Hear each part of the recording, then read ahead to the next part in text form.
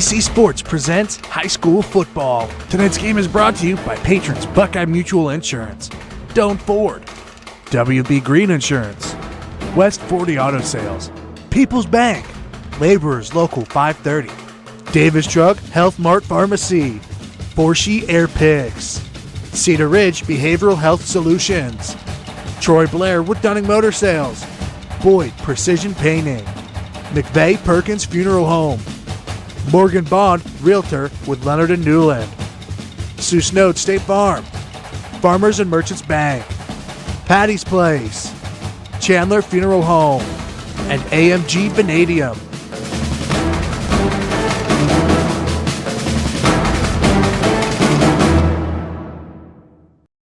Good evening, ladies and gentlemen. It is time for some high school football here on KC 105 tonight. It is week number 10, rivalry week here at the fairgrounds in Caldwell. And, of course, that can only mean one thing. The Shenandoah Zeps are in town tonight visiting the Caldwell Redskins. I'm Bill Kassler. Joining me tonight, Mike Palaziak. And, Mike, I'm looking at this rivalry right now, and I'm from Pittsburgh. I have no dog in the fight here. I basically went to high school in Pennsylvania. I look at this game as the top rivalry in the area. You brought up Dover, New Philly, and I think that you're probably right. That one probably rivals or maybe is superior, but this one is up there. If it's not number one, Bill, it's right at the top. It is. It really is. It is. Series even. Schools are the same size. It's always close, and it means quite a great deal to both teams. So they're going to pull out all the stops tonight. You know, the Redskins come in 6-3. They've lost their last 3 in a row. They need this win to improve their standing for the playoffs, and the Zeps come in 3-6. They've got a shot at the playoffs, particularly if they win tonight. Yeah, and some things have to happen for them. Actually, according to Joe Eitel, they actually could still get in miraculously, even if they lost this game today. They could be anywhere from 15th and be completely out. So a lot of things would have to happen. They would feel pretty secure, I think, if they were able to knock the Redskins off here tonight. No doubt about it. Incidentally, you're listening to the Chandler Funeral Home pregame show here on KC 105 tonight. Yeah, and, you know, you have to consider the Redskins as the prohibitive favorite tonight. But, you know, it's true what they say. In a real rivalry game, you can throw out the records because we've had all kinds of rumors today about who's going to play and who's going to play where and what means. It means so much that people are changing positions, and you've got some updates, and we've got to clear up some lineup possibilities for this evening's game. You know what? That's a part of a rivalry. You know, the gamesmanship that goes on, before the game and then right up to the opening kickoff. But the Redskins have made several defensive changes. They've been gashed the last 3 weeks. They've been outscored 130-33. Now, take a look at the teams that they've lost to, and it's a very impressive lineup. Exactly. Starting with the undefeated Barnesville Shamrocks. Then you got to turn around and go to Beverly and play a 6-2 Fort Fry Cadet team is very good, and then go down, make a 2-hour trip all the way to Toronto and play a 1-loss Toronto Red Knight team. And so they need to get healthy tonight. Shenandoah, on the other hand, you know, Bill, I think it's been a disappointing season for them. They came in with high expectations, you know, bringing back a record-setting quarterback in just his sophomore season, and things just haven't fallen into place for them this year. They could make their season tonight if they were able to knock the Redskins off. Oh, there's no doubt about it. And just another added caveat, they can make the playoffs tonight for sure, probably, with a win. That's going to give them some good points, a win over Caldwell. I would think so, too. The only thing is, you know, when you get in that situation, you know, and you win, you know, you're probably going to get in and be maybe the 14th, 15th, 16th seed. Then you're looking to have to go out all the way to West Jeff and play a team that's 9-0. Garaway is number 2 in that division. Oh, they're tough. They are unbelievable. And then you've got Fort Fry sitting this week at number 3. So you're probably going to have to play one of those 3 teams. So that would be the reward you get if you were able to knock the Redskins off here tonight. Yeah, but you know that Coach Jamal Lowry, he's wanting his team to win this game. Absolutely. Winning this game tonight for Shenandoah makes their year. Now, as far as the Redskins go, this game right here, a win here is a huge shot of confidence for the Redskins, and they need that right now. We go down through their region that they're in. Number 1 this week is Beaver Eastern. Number 2 is Reedsville Eastern, and number 3 is River. And, of course, the Redskins come in at number 4. And talking to Coach Rucker, and I'm a believer also. I don't think there's anybody in their region that the Redskins would not be able to knock off.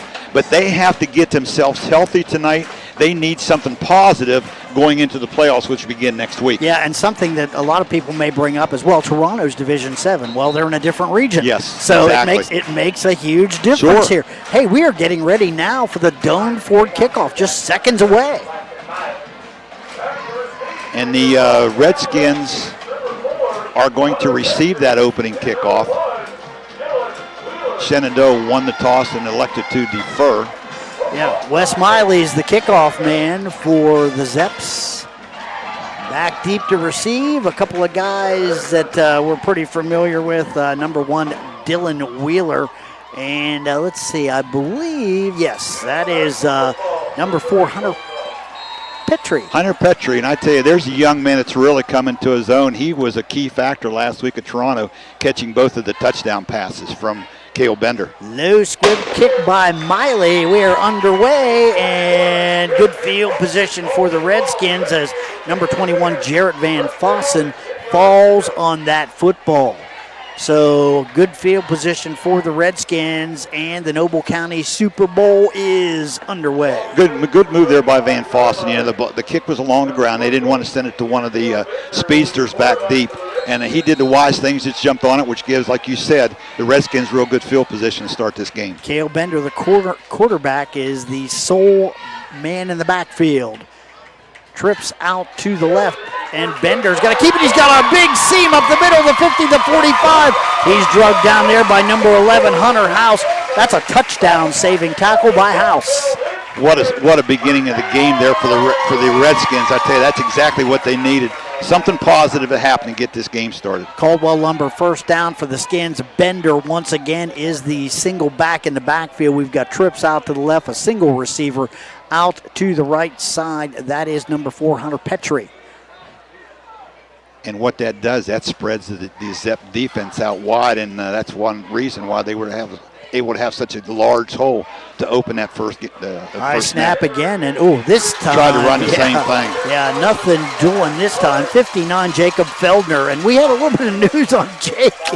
A lot of people were thinking that the Zeps were going to switch him to running back, but they did not make that switch. He has been a running back for them the last couple years, and he came in and he made the switch. Thought that was going to be the best for the team, and he's gone to the offensive line, and of course he starts at his normal position at inside linebacker. Of course, the quarterback for the Zeps, number 2, Braxton Barnett, is out with a thumb injury. Here's Bender, the quarterback. He's got a pass to the outside that's intended for Gavin Leake, number 14. Leake cannot find the handle, and that's going to bring up a third down now, and right around 9 to go for Caldwell. 10:50 left in the first quarter here. First real big third down situation for either team. Bill, even with the completion, that was pretty well defensed out there by Hunter House. So I don't know that the Leak really would have been able to pick up much yardage anyway if the ball had been completed. All right. Bender takes a look at his armband, and they've run this particular formation every time. Trips out to the left, single receiver to the right. The play clock is down to 2 seconds here. And they were able to get it off before it ran out. Bender looking, guns the ball down the middle. That's a completion. Nice catch. That is number 14. That's Gavin Leake. And I'll tell you what, that ball was thrown behind him, and he reached around and made that catch. Nice play there. Nice catch made by the sophomore, Gavin Leake. Caldwell Lumber first down for the Redskins as Gavin Leake makes a big play. Boy, Leake just a sophomore, and that's probably the first real big play he's made against their cross-county rivals from Shenandoah. He missed the first 3 or 4 games of this season. He was coming off a knee injury he sustained in a scrimmage against Union Local. So he's just now getting to the point where I think he's actually 100% healthy. Better and better every week. All right, this time formation changes up a little bit. Bender's the quarterback, running back on either side. Snap to give. Here's Dylan Wheeler. Wheeler is caught in the backfield. Boy, the Zeps are all over him. That's a huge loss. That has been the one real big problem that Caldwell has had this year, has been in the offensive line. Big play that time there by Tristan Rossiter, the 5'5", 135-pound senior. Man, he split the gap, and he had Wheeler before he was able to get any kind of traction going at all. Tell you what, you got to give the Zeps a lot of credit. They were all over that play. Good job by the linebackers there for Shenandoah. Bender, the quarterback, again in shotgun formation. Long count. The snap is high. There's the give. I think that's Hurlin. Yeah. He's wearing a different number here. Is he wearing 5 tonight? Yes. He's done that before a couple times. You never know what number that young man's going to be wearing from night to night. He's not hard to find. He's usually the tallest guy on the field. I don't know who he thinks he's hiding from, you know. He's 6'4". 6'3", excuse me. I'm sorry. Ethan Kroc is the same size, but Ethan always wears 2. So, all right, here we go. 3rd down, 12 to go for the Redskins. And I don't think they really have to pick it all up on this play. They're in a position, it's definitely 4-down territory, so they have 2 downs to pick up 11 yards. Good point, sir. Here's Ben. Oh, now they've got that's going to make it tougher. I more. think that was procedure against Caldwell. Let's see. Officials talking it over, and it is offsides against Shenandoah. So that improves Caldwell's field position somewhat, although I still think it's a passing situation. You know, I asked Coach Lowry what the keys were tonight. He said, we have to be able to run the football. And he felt field conditions were going to help him. Oh, and here's Bender just guns that one out of bounds. And we got a late flag over here. Is that roughing the quarterback? I don't know. The flag was thrown here by the linesman over here along the Shenandoah bench. So I have no idea what that call could be. Could be roughing the passer. Could be holding. Let's see. What the Redskins were trying to do there, they were trying to run a stop and go outside to Wheeler. And he slipped and fell. And really, Bender had nobody to throw the football to, and did the wise thing by throwing it out of bounds and not taking a sack. You know, I went down to talk to Coach Lowry, and incidentally, he did say we have to run the ball tonight. That was his analysis of this football game. He said, we don't control the ground game, we're going to be in trouble. But I was on that field. It is wet. It is slick, okay? It's pretty good. I mean, it's not horrible. I've seen a lot worse, but field conditions are going to be a little bit tough for the passing game tonight. So they're going to pick the flag up after a discussion between all the officials, and I don't know what they thought they saw. Never did know that, but they picked the flag up and called it just an incomplete pass, so it brings up 4th and 7. All right, 8:23 left here in the first quarter. Redskins going for it on 4th down. Bender, the quarterback. Gavin Leake is with him in the backfield on his right side. The snap. Bender's back, throws the ball. He's got a man open. He's not turning around. Oh, that's a misread. Somebody was not on the same page as the quarterback. I think that was intended out there for Hurlin. And Bender had to throw the football before he wanted to because Shenandoah is in what they kind of call an amoeba defense. They had guys standing up all over the place, moving around. Nobody had any idea who actually was going to be rushing or who was dropping into coverage. And a good call there by Coach Lowry and their defensive staff. Well, and something else, too. I think that was a back shoulder throw that was intended for Hurlin, and Hurlin never got the message. The memo did not come through because it was a good pass for if it would have been a back shoulder pass. So that'll bring up give the Zeps their first possession from their own 24-yard line.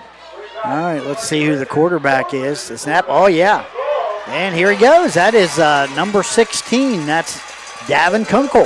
The freshman is in there. And he is a 130-pound freshman. And I'll tell you what, I saw him last week against Barnesville. He can throw the ball, Mike. But this is some of the gamesmanship that we were talking about that Coach Lowry and Coach Rucker are using against each other. Here's the quarterback, Kunkel, handing the ball off, and let's see. That is number 28. That's Landon Lively for the Zeps, and a nice gain that time for Lively. He's going to pick up enough for the Caldwell Lumber first down, so Zeps are moving the football, and surprise, got a freshman starting at quarterback. Last week, Brendan Portman, number 8, took a lot of the snaps for the Zeps. Straight ahead, Kunkel. And this time, very much like Cale Bender in the first series, good luck on the first play. Second play, not quite so easy. Chase Norman, I think, in there on that tackle. Welcome to Caldwell. Yeah. Along with Dylan Wheeler, and I think that was inside linebacker Jared Van Fossen also on the tackle. It's one of those changes that the Redskins have made defensively. Snap. Kunkel with the give. Here's Portman. Portman, the 40, the 45, the 50, into Caldwell territory at the 48-yard line. That's another Caldwell Lumber first down for the Zeps.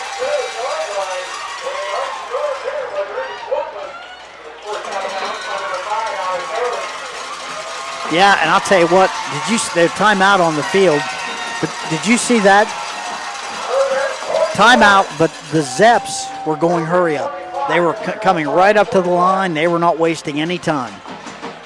You know, it's one of those games where you know that Coach Lowry, he's going to pull out all the stops tonight, things that they haven't seen or haven't shown all year long.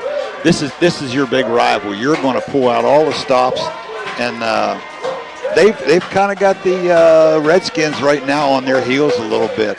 They do. And I'll tell you what, Shenandoah has a good offensive line. They do, and I think that's been the little suspicion is how good the Redskins are overall, offensively and defense with their lines. They're playing some young kids in there. Of course, even though they're playing some freshmen, this is week 10, so they're actually no longer freshmen. They've got 9 games of experience under their belts. Well, think about Dalton Egnall, 6'1", 220, but he's a freshman, and he's been playing there all year.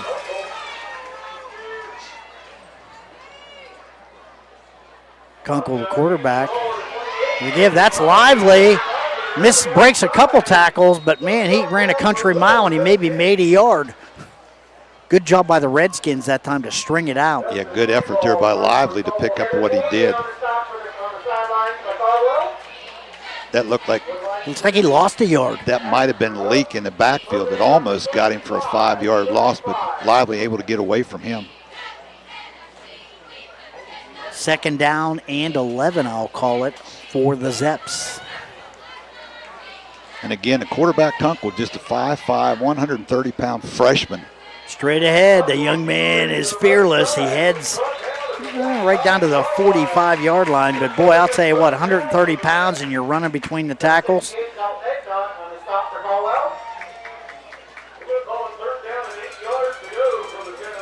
Realistically, I think it's true what they say. There are no freshmen now. Not at this time of the year. Kunkel swings the ball up to the outside. That's Portman. Boy, that was a dangerous pass. Number 5, Herlin, was right up there. Short gain on the play, but a lot of red shirts in the area. They'll go for this. Fourth down. They're on the 45.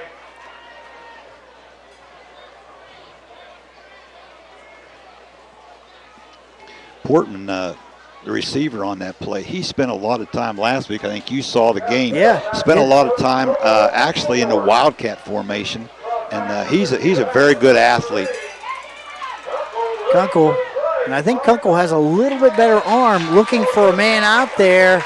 That was number 5. That's the top receiver for Shenandoah, Hunter Yates. Boy, Hunter Yates and Braxton Barnett, they really had a good thing going. I mean, they were on the same page, but, once Barnett went out, the effectiveness of Hunter Yates, it just basically with the passes not quite as accurate. No, and he was open that time out there, but Kunkel just unable to get the ball out to him. And again, like you said, field conditions are going to play a major factor tonight. And just the way he threw the football looked like it might have been a little bit slick. I'm not sure he really had a firm grip on the ball. All right. So both teams, after their first possession, were able to come with 2 first downs, but no points on the board. Turnover on downs. Now Cale Bender, the senior quarterback for the Redskins, will try it again. That's Hurling in motion. The snap, high snap. Bender, he drops the football. Man, markers and flags. I see a marker, I see a flag as well. But yeah, that was number 6. Skylar Preston recovered that football. That could have been disastrous for the Redskins. Let's see what the call is. I think there is a penalty flag. Holding, Caldwell. I don't know if I take that. No, I tell you what, they lost 10 yards as it was. Yeah, so decline it. Decline it, yes. Let's see what he does, but I think he'll decline that. And we just talked about how slick the ball may end up being tonight, and I think that's what happened to Bender that time. He went back to throw it. Ball slipped right out of his hands, and I think you're right. They're going to decline that penalty. It was a high snap. He did a pretty good job to field the snap. He did. So let's see. Did they decline? I think they declined that. Yes, they did. They should have. So it's 2nd down and 20. See, it lost a down right there. Bender, the quarterback. Sole man in the backfield. High snap again. Bender fields it. He's going to take it out to the 40, 45, all the way up to midfield. Nice job there by Cale Bender. Big gain. Still not enough for a first down, though, but it makes it 3rd and makeable now. Yeah, 3rd and manageable. That was a nice job that time. Again, the snap was a little bit high, but Bender, being a good athlete that he is, was able to come down with it and pick up a nice gain there on 2nd down. 3rd down and 6 now for the Skins. The Redskins have gone pretty much with this 5-wide formation the entire game here so far. Trips to the left, twins to the right now. The snap, Bender's back, he's looking, he's got a man underneath. Nice job, that's not going to be enough for a first down. Good job by the Zeps defense. Was that Hunter Parks with the catch out there? No, I think that was Ethan Crock. Oh, it was Ethan Crock, 2 and 3. It's only a pickup of 3. Okay, I'll only say this one time tonight. I love the red jerseys with the black numbers, but they're hard to read. Yes, they are. They are hard to read. It's a great look, though. All right, 4th down. This time, Redskins will punt. Of course, Bender is the punter. Having your quarterback as the punter, that's pretty big. Oh, dropped by the receiver, and I think that the Zeps fall on it. So another potential turnover, and I think, again, you were talking about that wet football. Yeah. We'll see more of that as the night goes on. That could play a big part in who ends up actually being the winner here tonight. Turnovers are going to play, I think, a major role before this night's over. Well, first thing Coach Lowry told me was we can't turn the ball over. And I looked at him and I said, Coach, everybody says that. You can't turn the ball over. Yeah. You're right. He said, all right. He said, the real key is we have to be able to run. Yeah, both teams have put the ball on the ground one time, but neither one has turned the ball over. So Shenandoah getting ready for their second offensive possession of the evening with 3:50 to go. Let's see who the quarterback is now. This time an I formation for the Zeps. I think that's Kunkel again under center. Yeah, I think you're right. It is. Straight ahead. That is Lively, the tailback, and he picks up maybe a yard or 2 on the play. He's brought down, I believe that was Alex Hurling on the stop. Number 28, Landon Lively. He's a junior, 5'7", 145 pounds. Boy, not a lot of size back there. The fullback, Aiden McPeak, is the big man. He's 175 pounds. Snap, the give, straight ahead, Lively again. He's got some room this time. Gets it out to the 30. That'll bring up 3rd and short. 3:09 left here, clock rolling in the first quarter.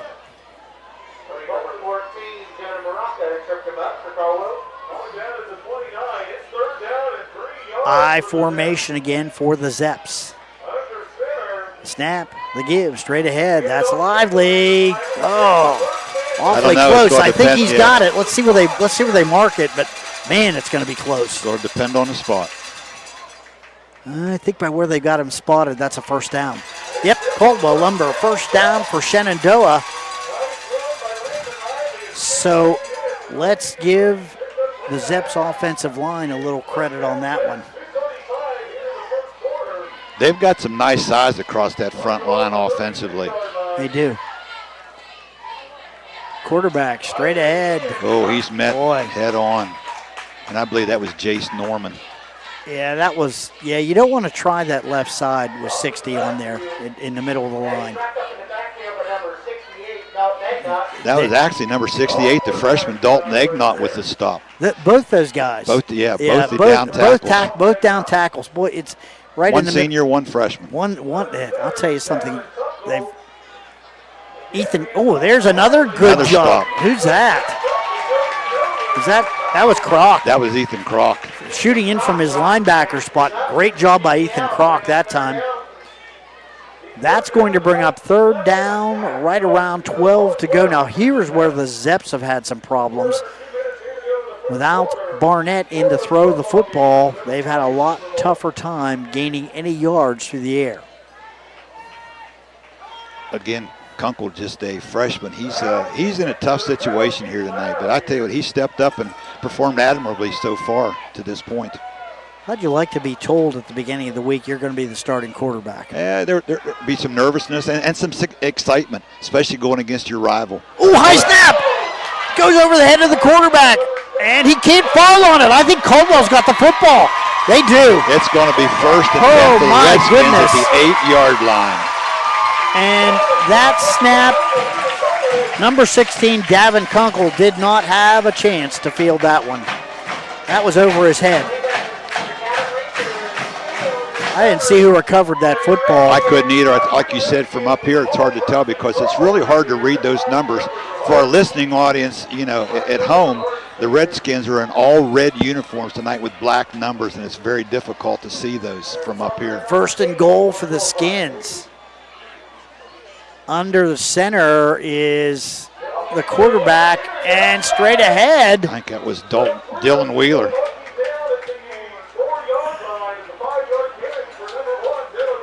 That was Wheeler, 5-yard gain on the play. So Cale Bender is going to, and the Redskins go quick this time. Bender's right up under center this time. Wheeler's the tailback.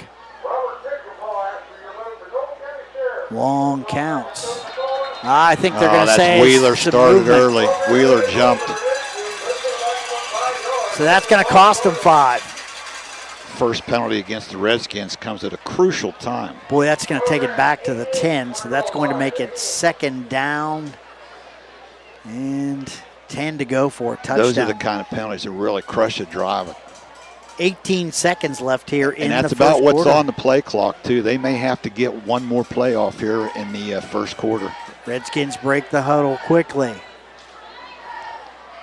Bender up under center again. The snap, the pitch, Wheeler, and breaks a tackle. The 5, touchdown, Redskins. I am not sure who had him. Somebody had a chance to bring him down after he picked up right around 3 or 4 yards.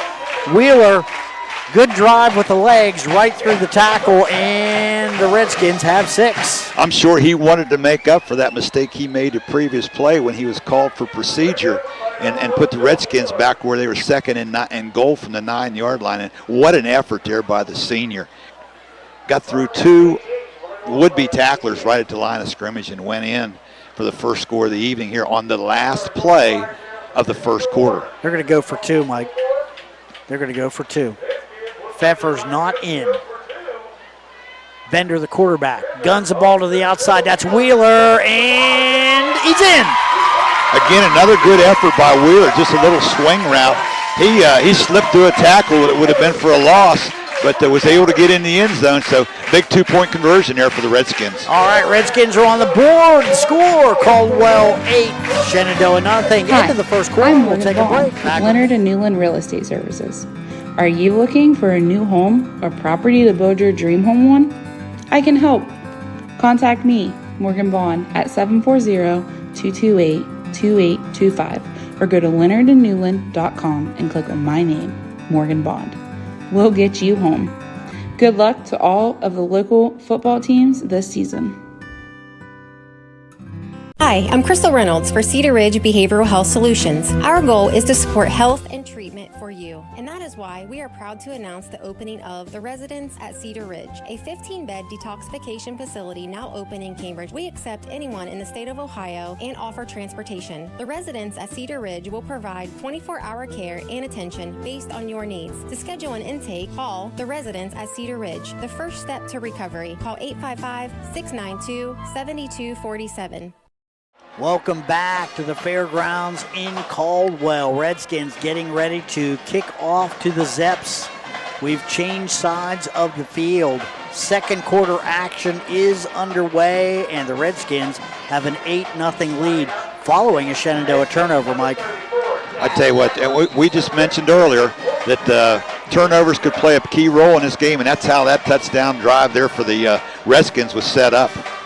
Here's Pfeffer with the kickoff, and it's one of the upmen fielding it for the Zeps. That's number 11, Hunter House. Hunter House turning the corner, plowing upfield. He's going to take it out to the 35-yard line. 1st and 10 there for Shenandoah. Nice return there by House. Caught the ball in the air like the coaches tell you to do, and actually got it back to about, looks like the 34-yard line. So pretty good field position here to start this drive for the Zeps. Coaches and people receiving kicks hate for the ball to hit the ground. Yes, especially on a night like this tonight when the ground's so slick anyway, you don't know what that ball's going to do. Well, one turnover has cost the Zeps a touchdown and a 2-point conversion. Let's see now if Shenandoah has an answer. Zeps have come out with a surprise. Number 16, Davin Kunkel, is the quarterback.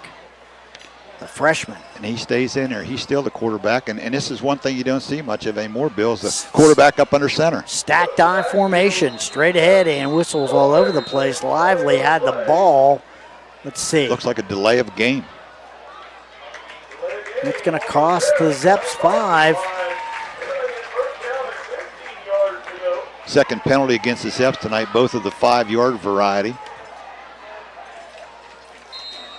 All right.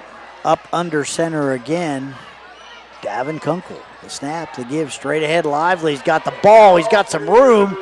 Nice gain for Lively. Second He's effort. still on his feet. Got to take him all the way. He might have a first down. He's awful close. Okay, the ball came out, but I think the Redskins. Yeah, what are they calling? I think that the They're ball. saying, yeah, the ball came out. The officials pointing that the Redskins have the football. Okay. Turnover. I thought that he hit the ground, then the ball bounced out. But again, we're way up here. And since there's no replay like there is in the pros or college, I mean, that's the ruling, and that's what they're going to stick with. It's another turnover for the Zeps. And that nullified. That was a nice run there by Lively. Yeah, first down, I think. All right, Bender, the quarterback. 11:40 left here in the second quarter. The snap, the fake, straight ahead. Nice job that time by Bender. He was not supposed to be the ball carrier. He did what every good quarterback does. If the handoff is missed, you just plow in behind the guy and hope for the best. Yeah, there wasn't a good mesh there between him and Wheeler that time. Wheeler looked like he was a little bit wide. Bender unable to put the ball into his stomach. So he did, like you said, the wise thing. He just followed the running back right up in there and avoided a big loss. Actually got pretty much back to the line of scrimmage. Well, you know, when it's an option, you can usually tell the running back takes off between the tackles and the quarterback usually goes wide. Not the case this time. He just followed the back right into the hole. And they've got Hurlin out here man-to-man against. Straight ahead, that's Leak. Leak turning, fighting for extra yards. Boy, he runs into a wall of white jerseys.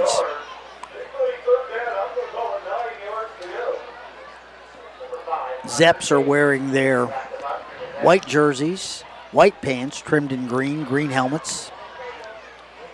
Redskins, as we've talked about, wearing all red with red helmets. Of course, you can watch this game on YRP TV.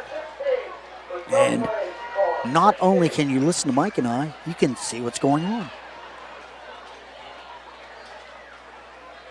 Long count here. Shotgun formation. Here's the pass down the middle of the field. Bender's pass overshooting Dylan Wheeler.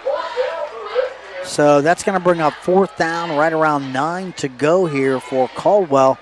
I'll tell you what, it's a borderline area, decision time for Coach Rucker. Do you punt the ball away and try to pin them deep, or do you go for it here? It is. You're right on the verge. It's a tough call, and that's why that Coach Rucker gets paid the big bucks to be the head coach. Well, I think it's a great advantage having Cale Bender as your punter. They're going to line up to go for it. That's not to say the Bender can't take a couple he can steps draw, back. He can drop back and punt that ball or quick kick it from there. He may be trying to draw him offside, yes. And that's not going to work. Good discipline there shown by the Zeps defensively. And not a bad idea considering the fact that now Bender can put a little bit more foot into that. Sure.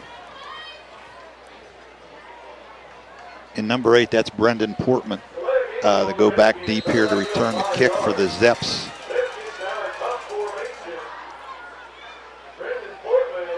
Good athlete back there for the Zeps. Low snap. Nice kick. I'll tell you what, that was Devin McKee punting for Caldwell. Did you notice that? No, I did, but yeah, now that you noticed that he was the punter. Number 9, yeah, and it has been Cale. He's been the punter. Just wondering, Cale had a little bit of a leg problem a couple weeks ago. I'm just wondering if that hasn't impacted him. Yeah, the game that we did here against Barnesville, he limped off right before the half with like a knee injury, I believe it was, and that may have something to do with it. Good point. But with that punt, that's a nice kick there by McKee. He's got Shenandoah pinned back to their own 11-yard line to start this drive. 9:35 to go in the second quarter. Yeah, and Portman made a good decision, fair catching that football. Coverage, Redskins were all over it. Well, here we go. That stacked I formation again. Kunkel was up under center again for the Zeps. The snap, the give, straight ahead. That is, wow. Number 28, that's Landon Lively, not finding a whole lot of room out there. The initial tackler, I believe, was Gavin Leake from his defensive end spot, got him from behind. And that is a change. Leake has been playing inside linebacker. Yes, he has. Several defensive changes tonight here for the Redskins. Kunkel, the quarterback, up under center. Stacked I again. Straight ahead. Lively. This time, a little bit more room right up the middle, but a short gain. He's going to take it to right around the 15-yard line. That's going to bring up a very big 3rd down, right around 6 to go for the Zeps. Boy, they need this 1st down. They do that, or if they have to kick the ball back to the Redskins, they could leave Caldwell in real good field position. So big. It's hard to say it's a big play already, but this is down 8-0. Yes. Yes, I would say, and I'll tell you what. The other thing is they've gone to it's greater security to take that snap from under center. Straight ahead, Lively, and new.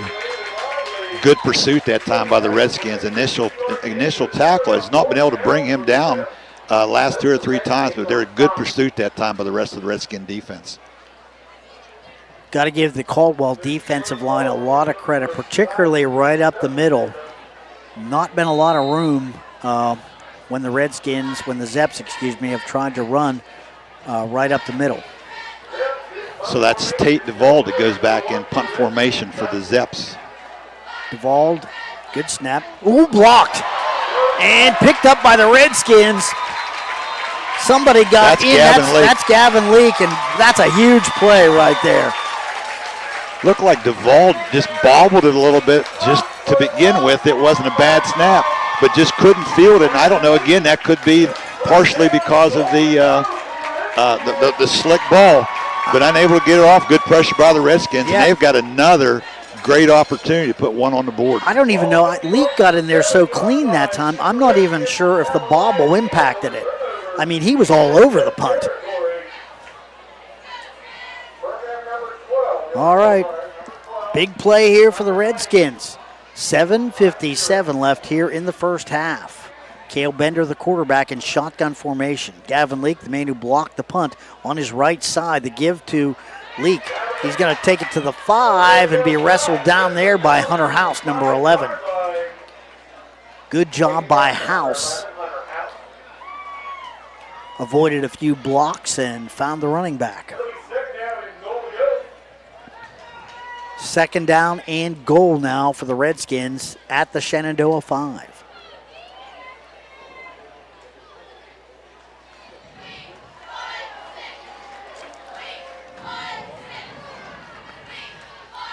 All right, shotgun formation this time. Bender. Hunter Parks checks into the lineup. Trips left, single receiver to the right. Bender's back. He's looking, guns the ball out there. He's got a man, touchdown. That's Hunter Petrie. Number 4. That's huge for the Redskins. They take a 14-0 lead. Extra point to go. The Redskins that trips out to the left that time had Hunter Petrie man-to-man by himself over on the right-hand side. Ran a real good route, and Bender had plenty of time to throw it and put it right on the money. Good play call there by the Redskins. You know, that's always the defensive back's dilemma. Will he do an in or an out? And that time, he went out. Defensive back couldn't catch him, and Cale Bender had it right on the money. Pfeffer on to attempt the extra point. That's good. And he drills it. All right, so it's Bender to Petrie. 6 more for the Redskins, 7 when you count the extra point. 7:05 left in the first half. The score, Caldwell 15, Shenandoah nothing. We'll take a break. Back with more right after this. I'm not buying till I check on Ford. Most of us are faced with uncertainty every day. Your job, your finances, sporting events, schooling for your children, and so much more. With so much uncertainty surrounding you, there's one auto dealership that you can be certain about, and that's Doan Ford. You can be certain that you'll always get a great deal and the best service afterwards. In business for nearly 60 years has given Doan Ford the reputation of being a strong, reliable dealership. Be certain. Choose Doan Ford. Online at DoanFord.com. Welcome back. We're at the fairgrounds in Caldwell. Redskins have jumped out here in the Noble County Super Bowl. They've got a 15-0 lead on the Zeps.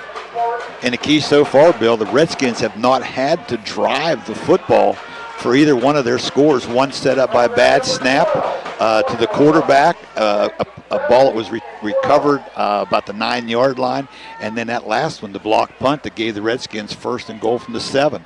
So 2 very unfortunate turnovers so far here in the first half by the Zeps have resulted in 2 scores for the Redskins. Doan Ford kickoff. Interesting.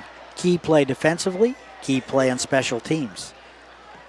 All right, here's a short kick by Pfeffer. One of the up men takes it for the Zeps. Again, Hunter House. That's House, yes. He's Better coverage try that to time cut by the ball Redskins. back up, and he's going to be brought down right around the 22-yard line.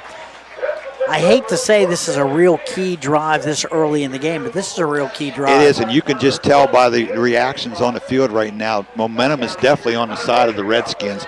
You could tell by their coverage that time on the kickoff return. It's imperative, I think, right here for the Zeps to get something, at least get a couple first downs and take some of that momentum away from the Skins. 6:58 left here in the second quarter.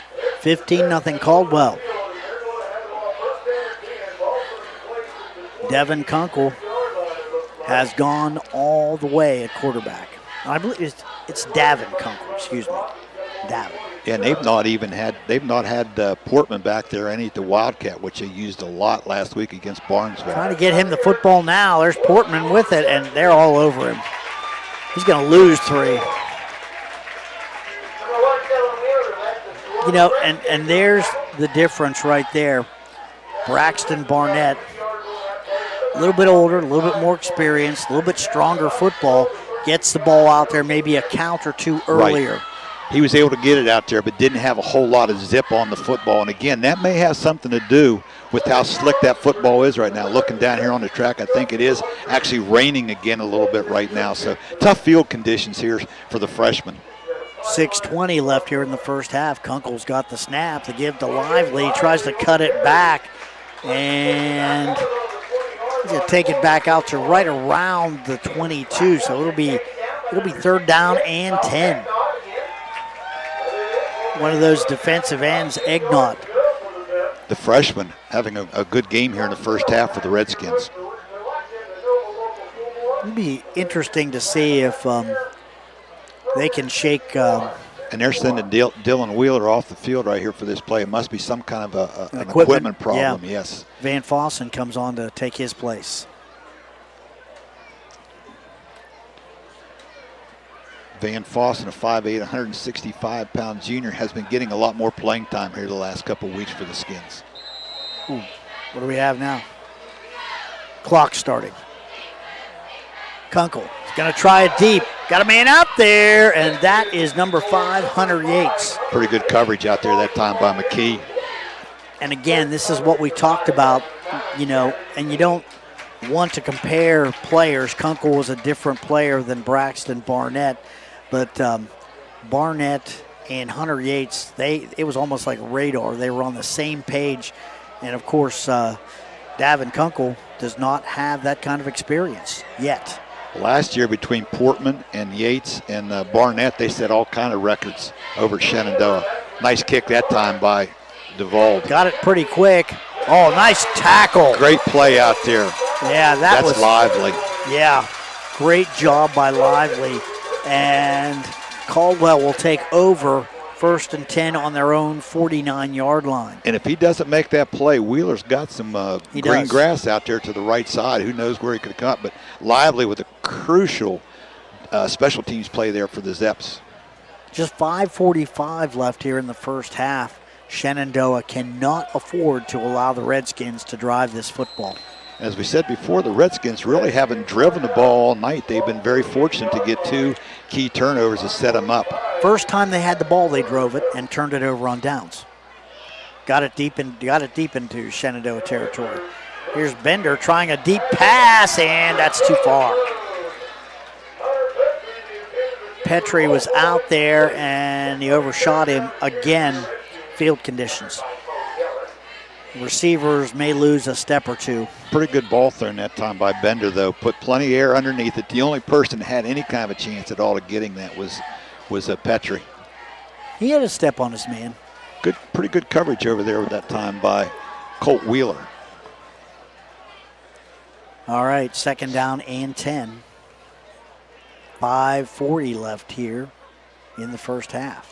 Bender's got the ball. He's back. He's looking, squares up and throws it. He's got a man out there. That is number 2, Ethan Kroc. Nice catch. Boy, I'll tell you what, must be a comfort to see number 5 and number 2, both 6, those big targets. Quarterbacks love them.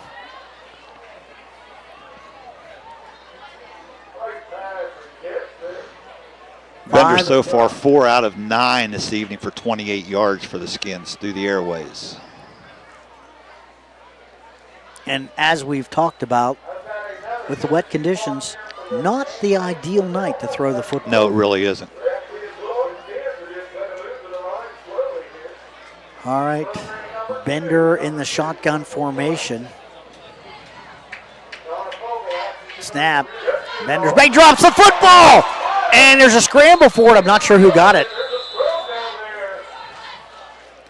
That's the second time we've seen that happen to Bender tonight. And he just dropped it. I mean, wet ball. That was clearly, it was covered by Caldwell, but that was clearly just a drop by Cale Bender. As he tried to bring the ball up, he lost it. All right, McKee is back to punt now. Back deep to receive, number 8, Brendan Portman. Low snap. Oh, McKee has trouble. They're going to grab him. That is going to be a huge play for the Zeps. 1st and 10 Shenandoah. They're on the Caldwell 34. This time, it's the Caldwell punter who has trouble with the snap. Cost them. Exactly. That Redskins have been beneficiaries of 2 mistakes like that, but now the Zeps get their first big break of the game and see if they can take advantage here with 4:11 to go here in the second quarter. Well, let's see what Davin Kunkel and company can do with the football now. So far tonight, number 28, Landon Lively, has been getting the ball for the most part. See, if Coach Lowry goes with the old saying, turnover, throw her deep. But again, you've got a freshman quarterback back there. That may affect his decision here as to what he wants to do. Trips left, single receiver to the right. Straight ahead, Lively, and he's going to pick up right around 3, maybe 2.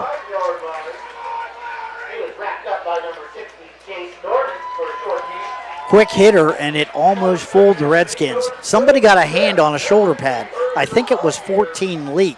Slowed him down. Kunkel, the give. Straight ahead, Lively's got some room this time, and he's got a first down. That is a Caldwell Lumber first down for the Zeps, and that's a big first down. Boy, nice hole open that time by the Zep front line.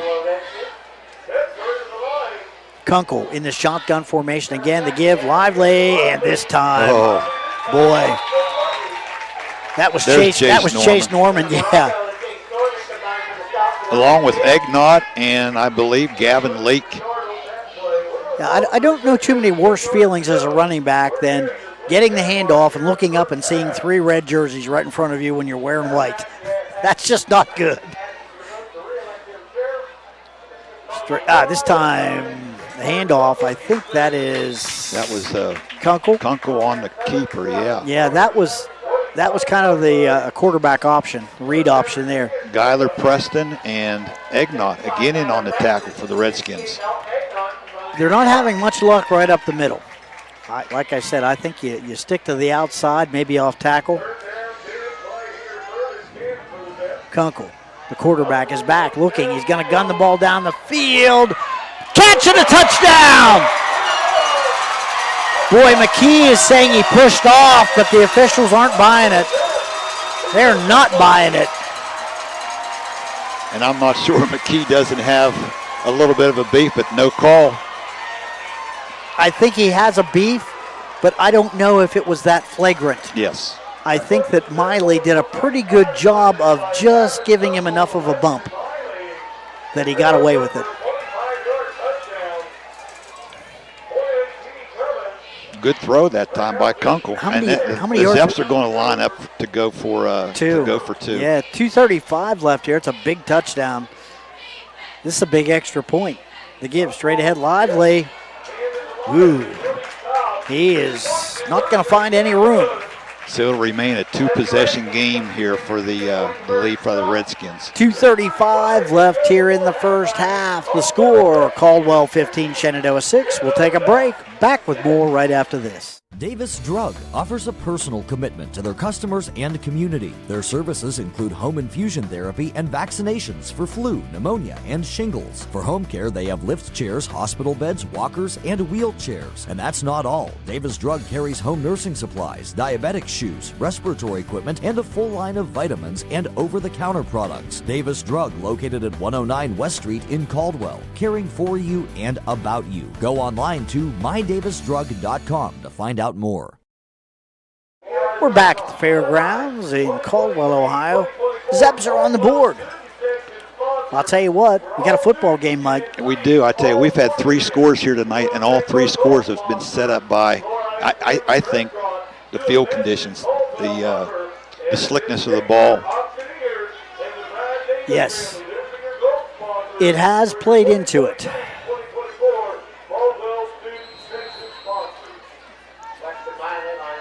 All right, Miley is the kickoff man for the Zeps. Ooh, whistles before we get it off. Oh, football fell down.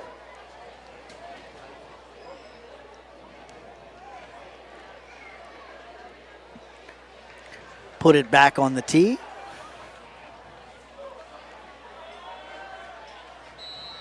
Miley will try it again. It's almost like a squib kick. One of the up men. Ball's loose. I think Shenandoah's got it. They do.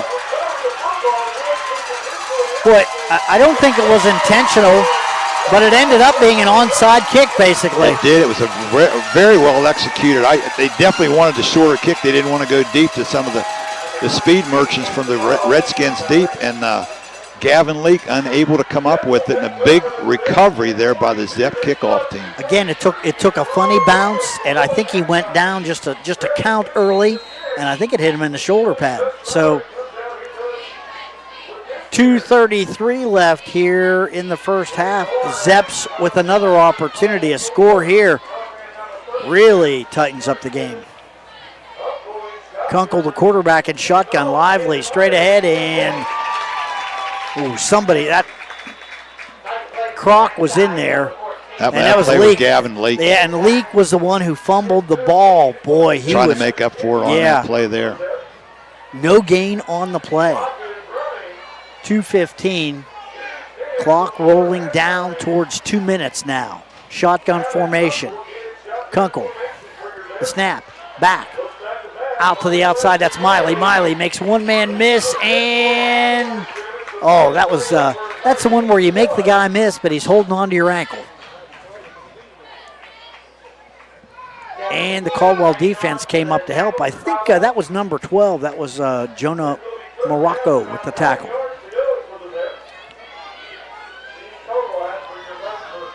Nice job by McKee as well. He was out there on the play.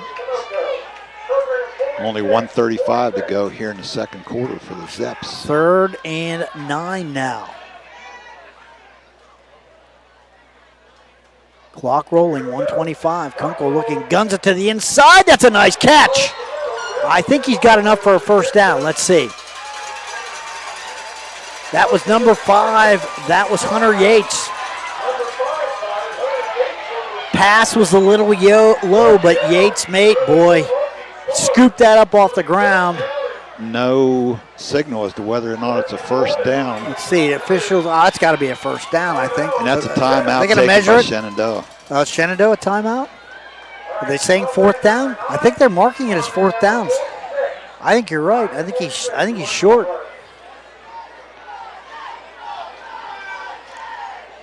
All right. Under a minute to go. We'll take a break. Back with more right after this. Attention all car seekers, ready to find the perfect new or used car? Look no further than Troy Blair at Dunning Motor Sales, where expert assistance awaits you. Troy Blair is a proud alum of the Meadowbrook Colts. Let him guide you to your dream ride. Troy will ensure you drive away in style with all your questions answered. So don't wait another moment. Visit Dunning Motor Sales today. Experience the difference Troy Blair can make in your car buying journey. You'll be hitting the road in your new vehicle in no time. We're back. 4th down, less than a yard to go for the Zeps. Big play here for the Caldwell defense. They need a stop. Snap. Straight ahead, the fullback, and he's got it. That was Aiden McPeak, 24, I think. That is exactly who it was. Caldwell lumber, first down for the Zeps. But they start the clock right away now. 45 seconds. Kunkel calling the signals. He's got the ball. He's back. He's going to gun it down the field. He's got a man out there. Off the fingertips of Yates. He just overthrew it. Oh, that was close. A nice throw that time by the freshman, Kunkel. Just off the fingertips out there of Hunter Yates. I've been talking all game about how Braxton Barnett had a great timing with Hunter Yates. Kunkel's beginning to get it. Starting to develop, but I tell you what, yes. He's getting closer. You give it. That was close. Give him time, I tell you what, he throws a pretty nice ball. He does.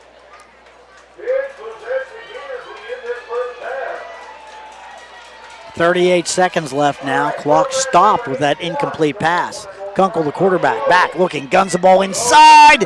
It's a nice catch there. That is number 88, Corbin Varhola. And that is a Caldwell Lumber first down. They have to reposition the chains. Clock stops, 33 seconds left. The snap, Kunkel back, makes one man miss. Second man does not miss, catches him. Clock continues to roll. Boy, if they've got any timeouts, they need to use one. And I think they did. 22.9 seconds left here in the first half. Timeout, Zeps.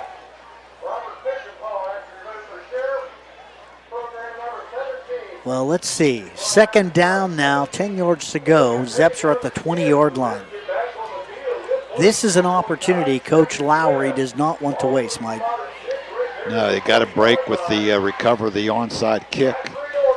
Might have been unintentional, but it was still a nice recovery by the Zeps, set themselves up. It looked about as good as any onside kick I've ever seen. That thing was bouncing everywhere.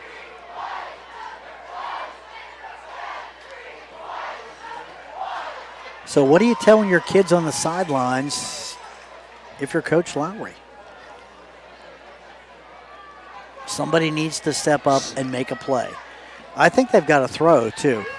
Oh, I think without a doubt you got to put the ball in the air. And I tell you what, Kunkel is as this game's progressed, is getting more and more confidence back there at quarterback. Kunkel in the shotgun formation. Two men moving. That's going to be, so that's going to cost them 5. Portman went in motion, and it looked like 88 Corbin Varhala took a step forward. Only 3 penalties against the Zeps here in the first half, all 3 of the 5-yard nature. Kunkel, the quarterback, again in shotgun formation. Here we go, snap. Guns the ball down the field. Oh, that's going to be interference. Yes. There's the flag. Yeah, there's no doubt. And I don't know if it's interference, but the receiver, that was number 5, that was Hunter Yates, lost his footing, and the defensive back had his hands on him. They're going to call that. There was some contact made back there. Devin McKee was the defender for the Redskins. I don't know that it was a catchable ball, but I don't know that it has to be a catchable ball.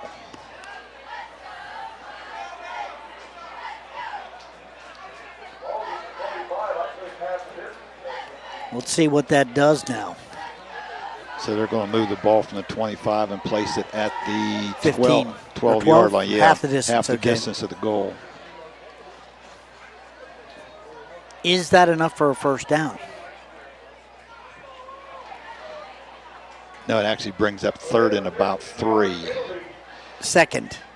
Second and 3. The crucial thing here is there's only 17 or 18 seconds to go here in the quarter. Yeah, time is more crucial. Oh, a lot of men in motion. All right, now they get set. Snap, straight ahead. Kunkel, he's got some room. He makes one man miss, and he's down inside the 5. It's going to be timeout. 11.3 seconds left. Now, boy, the Zeps are knocking on the door, Mike, and if you're Shenandoah, you can't waste this opportunity. No, absolutely not.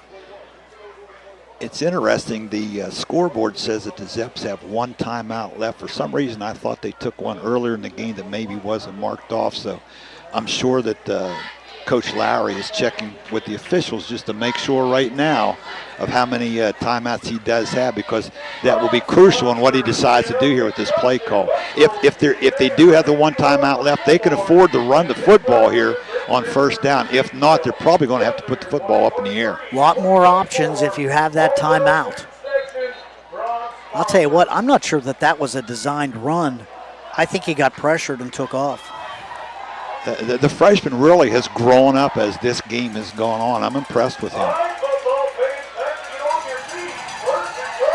All right, 11.3 seconds left.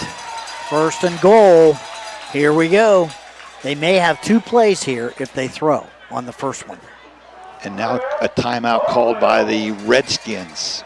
They wanted to see what... Chance Rucker wanting to take a look at how they set up. Sure, exactly. Yes, again, tons of gamesmanship here.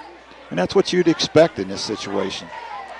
That's what you expect in this football game. Two very proud football programs, putting it all on the line here at the fairgrounds on a Friday night. A lot on the line. If nothing more, you want to be able to end the season with a win over your county rival. Yeah, and I don't Something care. Something that you'll live with forever. I really don't care if nobody has a chance to make the playoffs. This game has meaning. Oh, it sure does.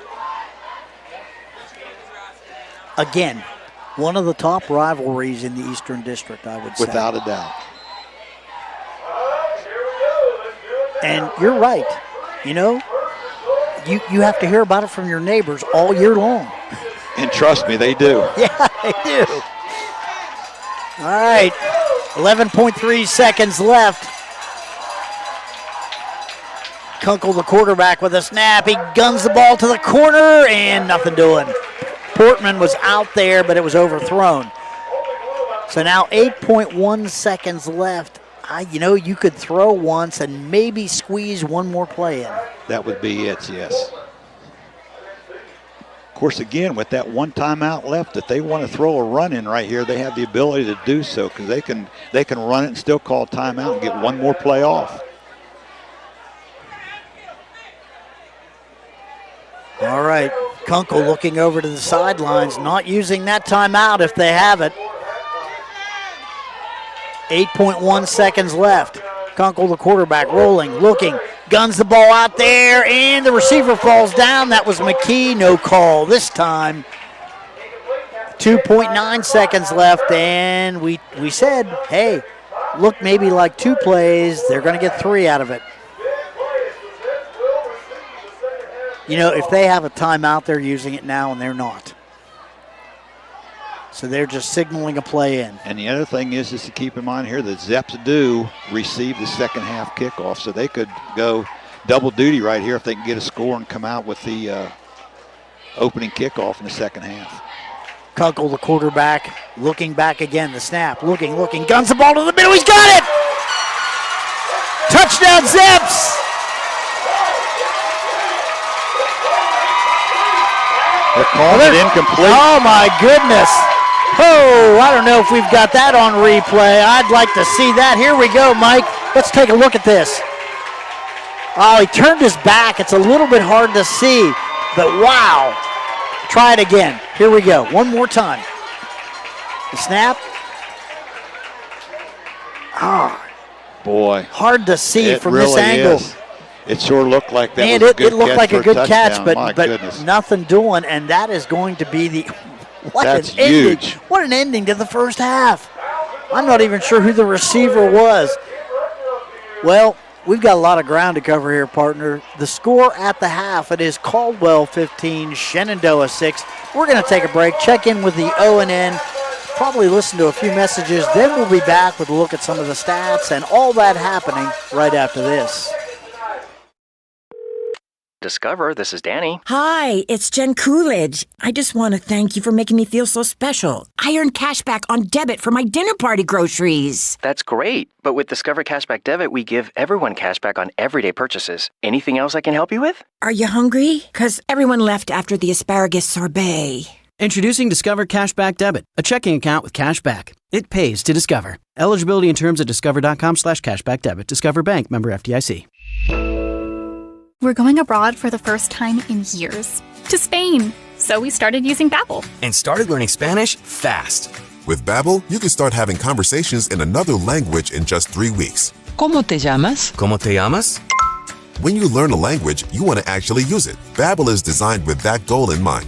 In just 3 weeks, we're starting to have conversations in Spanish. Gracias, Babbel. Babbel, language for life. Now try Babbel for free at Babbel.com. That's Babbel.com. Are you looking for a career path with a growing company? AMG Vanadium is actively recruiting for production and maintenance team members at its Zanesville plant and would love to talk to you about your next career opportunity. Come join a company with a strong environmental purpose and commitment to community. To learn more, visit AMG's website at amg-v.com/careers. AMG offers a competitive wage and benefit package and career growth opportunities. Applications are currently being accepted. Your home and your car are likely your 2 biggest investments.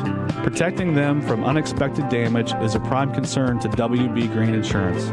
They are proud to represent Westfield Insurance, a financial service organization that provides insurance products for your home, auto, and business. Sharing knowledge, building trust is Westfield Insurance's pledge to their customers, along with personalized claim service that's fast and friendly. To learn how Westfield can help with your insurance needs, talk to WB Green Insurance today. Unveil a new perspective with 4She Air Picks. Their FAA-certified drone pilot captures breathtaking shots that elevate your moments. From dreamy weddings to stunning landscapes, real estate wonders to towering constructions or home inspection pictures, they've got it covered. Let them soar to new heights for you because they get the pictures you can't reach. Call 581-0919 and see your world from above with 4She Air Picks. Hey football fans, Laborers Local 530 in Zanesville, Ohio is cheering on all the local high school teams this year. Serving Muskingum, Perry, Noble, and Guernsey counties, Local 530 represents around 400 skilled men and women in the building and construction trades. They work with over 100 signatory contractors, providing committed and experienced laborers for building, heavy highway, and pipeline construction. For more information, give them a call at 740-453-1214. Good luck to all the teams from Laborers Local 530. I was sitting in my car and it wouldn't start. I lifted the hood and the engine was falling apart. What would I do? My eyes filled with tears. Then on the radio I heard of West 40 by Pay here, where for a little money down and a little each week, I could have a car, nice, shiny, and sleek. So I walked in the door and I put the money down. Now I got a nice car that I can drive around. West 40 by Pay here will help rebuild your credit. The corner of Dewey and Route 40 in Cambridge, don't you forget it. West 40 Auto Sales, corner of Route 40 and Dewey Avenue in Cambridge, is home of the guaranteed credit approval, with most loans approved while you wait. Go to their website to fill out an online loan application, west40autosales.com. You'll also find their weekly special listed there. Welcome back. The fairgrounds at Caldwell, band marching out on the field. You're listening to the McVeigh Perkins Funeral Home halftime report. Yeah, it was kind of nice. They just honored Denny Kroc on the field. 34 years of service to the football program. He has been running the camera for several coaches for a lot of years. Hey, it takes dedicated individuals like that to make programs run, and Denny's been very, very supportive of the Redskin program over the years. Hey, speaking of cameras, our cameraman, our regular cameraman, Andrew Dunlap, having a little bit of automotive trouble tonight, so he wasn't able to make it down here. Frank Mackey stepping up to do the job. Frank's multi-talented. I'm telling you right now, he's the man on camera. Yeah. He is here. He is running camera tonight. So that shot that you got of that last touch, that last incompletion, that was almost a touchdown. Credit that to Frank. I tell you what, it was hard to see from here, but I tell you what, the angle we had, it sure looked like it was a touchdown.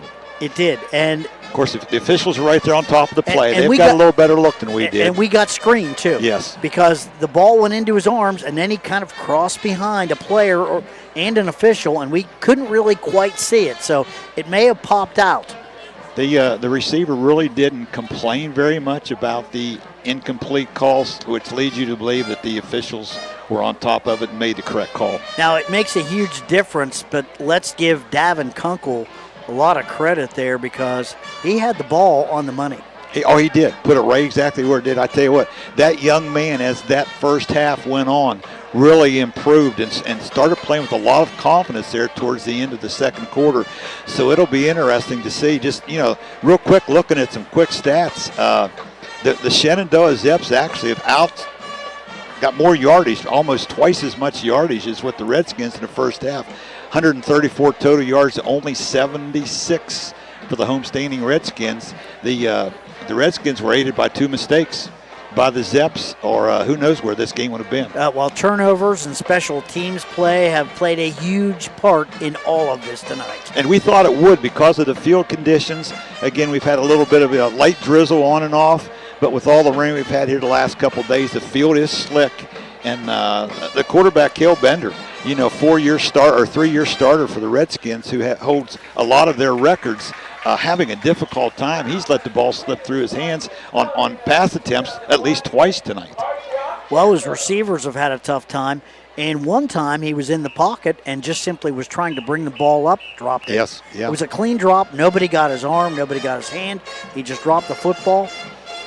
And that's the kind of conditions that both teams are dealing with. And again, I think the onside kick that Shenandoah recovered, I don't think it was a planned onside. I don't think that was a called play. It just they were told, I think, to kick it short, squib it, and the Redskins, I think, because of the slick ball, unable to come up with it, and that led to a good field position and led to the.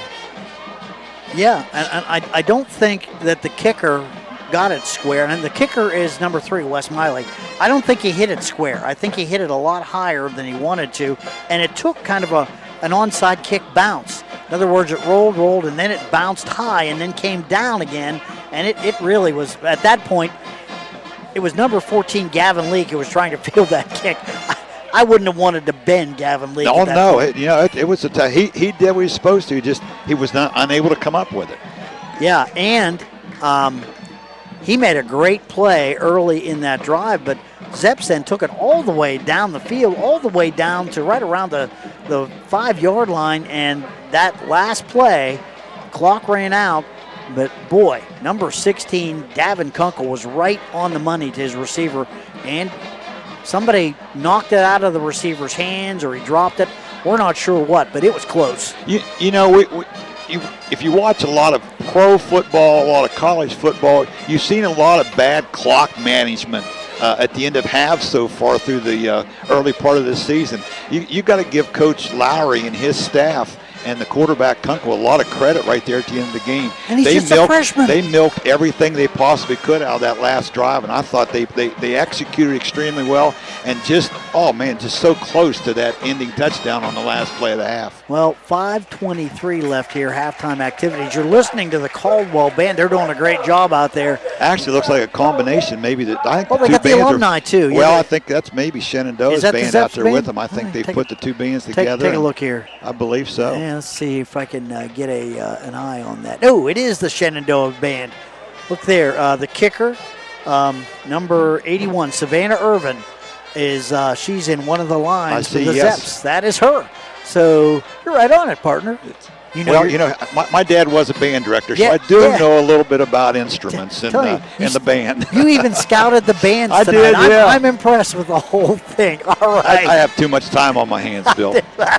You're retired. You're supposed to have time on your hands. All right. Hey, we are in the middle of our halftime here, brought to you by McVeigh Perkins Funeral Home. We're going to take a quick break. We will check in with O&N. We'll be back with more right after this. How can you select from insurance companies offering you lizards or ducks? When it comes to protection for your home and auto, you want a company that provides quality insurance products and personalized, fair, friendly claims service. WB Green Insurance represents Westfield Insurance. Their reputation is based on sharing knowledge and building trust. Westfield has been around the neighborhood over 150 years. WB Green Insurance welcomes the opportunity to quote your home, car, and business insurance. Don't be fooled by lizards and ducks. Call 439-1329. People's Bank's vision is to be the best community bank in America. People's Bank provides local, hometown relationship-based banking with 132 full-service branches for all of your financial needs. As your community bank, People's Bank strives to make our communities a better place to live, work, and play. We would love a chance to earn your business. People's Bank, working together, building success. Member FDIC. Just like on the field, we believe in teamwork with our customers. This is Ashley Rich from the Farmers and Merchants Bank on the Square in Caldwell. With our services, you can bank from your home, the office, or even at the stadium. You can sit back and enjoy the game knowing your money is in great hands. Good luck to all the local teams this year from everyone at the Farmers and Merchants Bank. Member FDIC.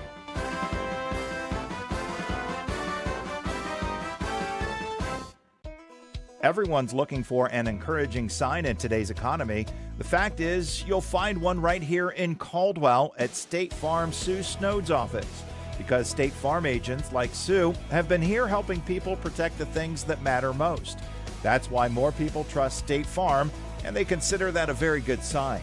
See State Farm agent Sue Snowd at 400 East Street, Caldwell. Sue Snowd State Farm is a proud supporter of high school sports.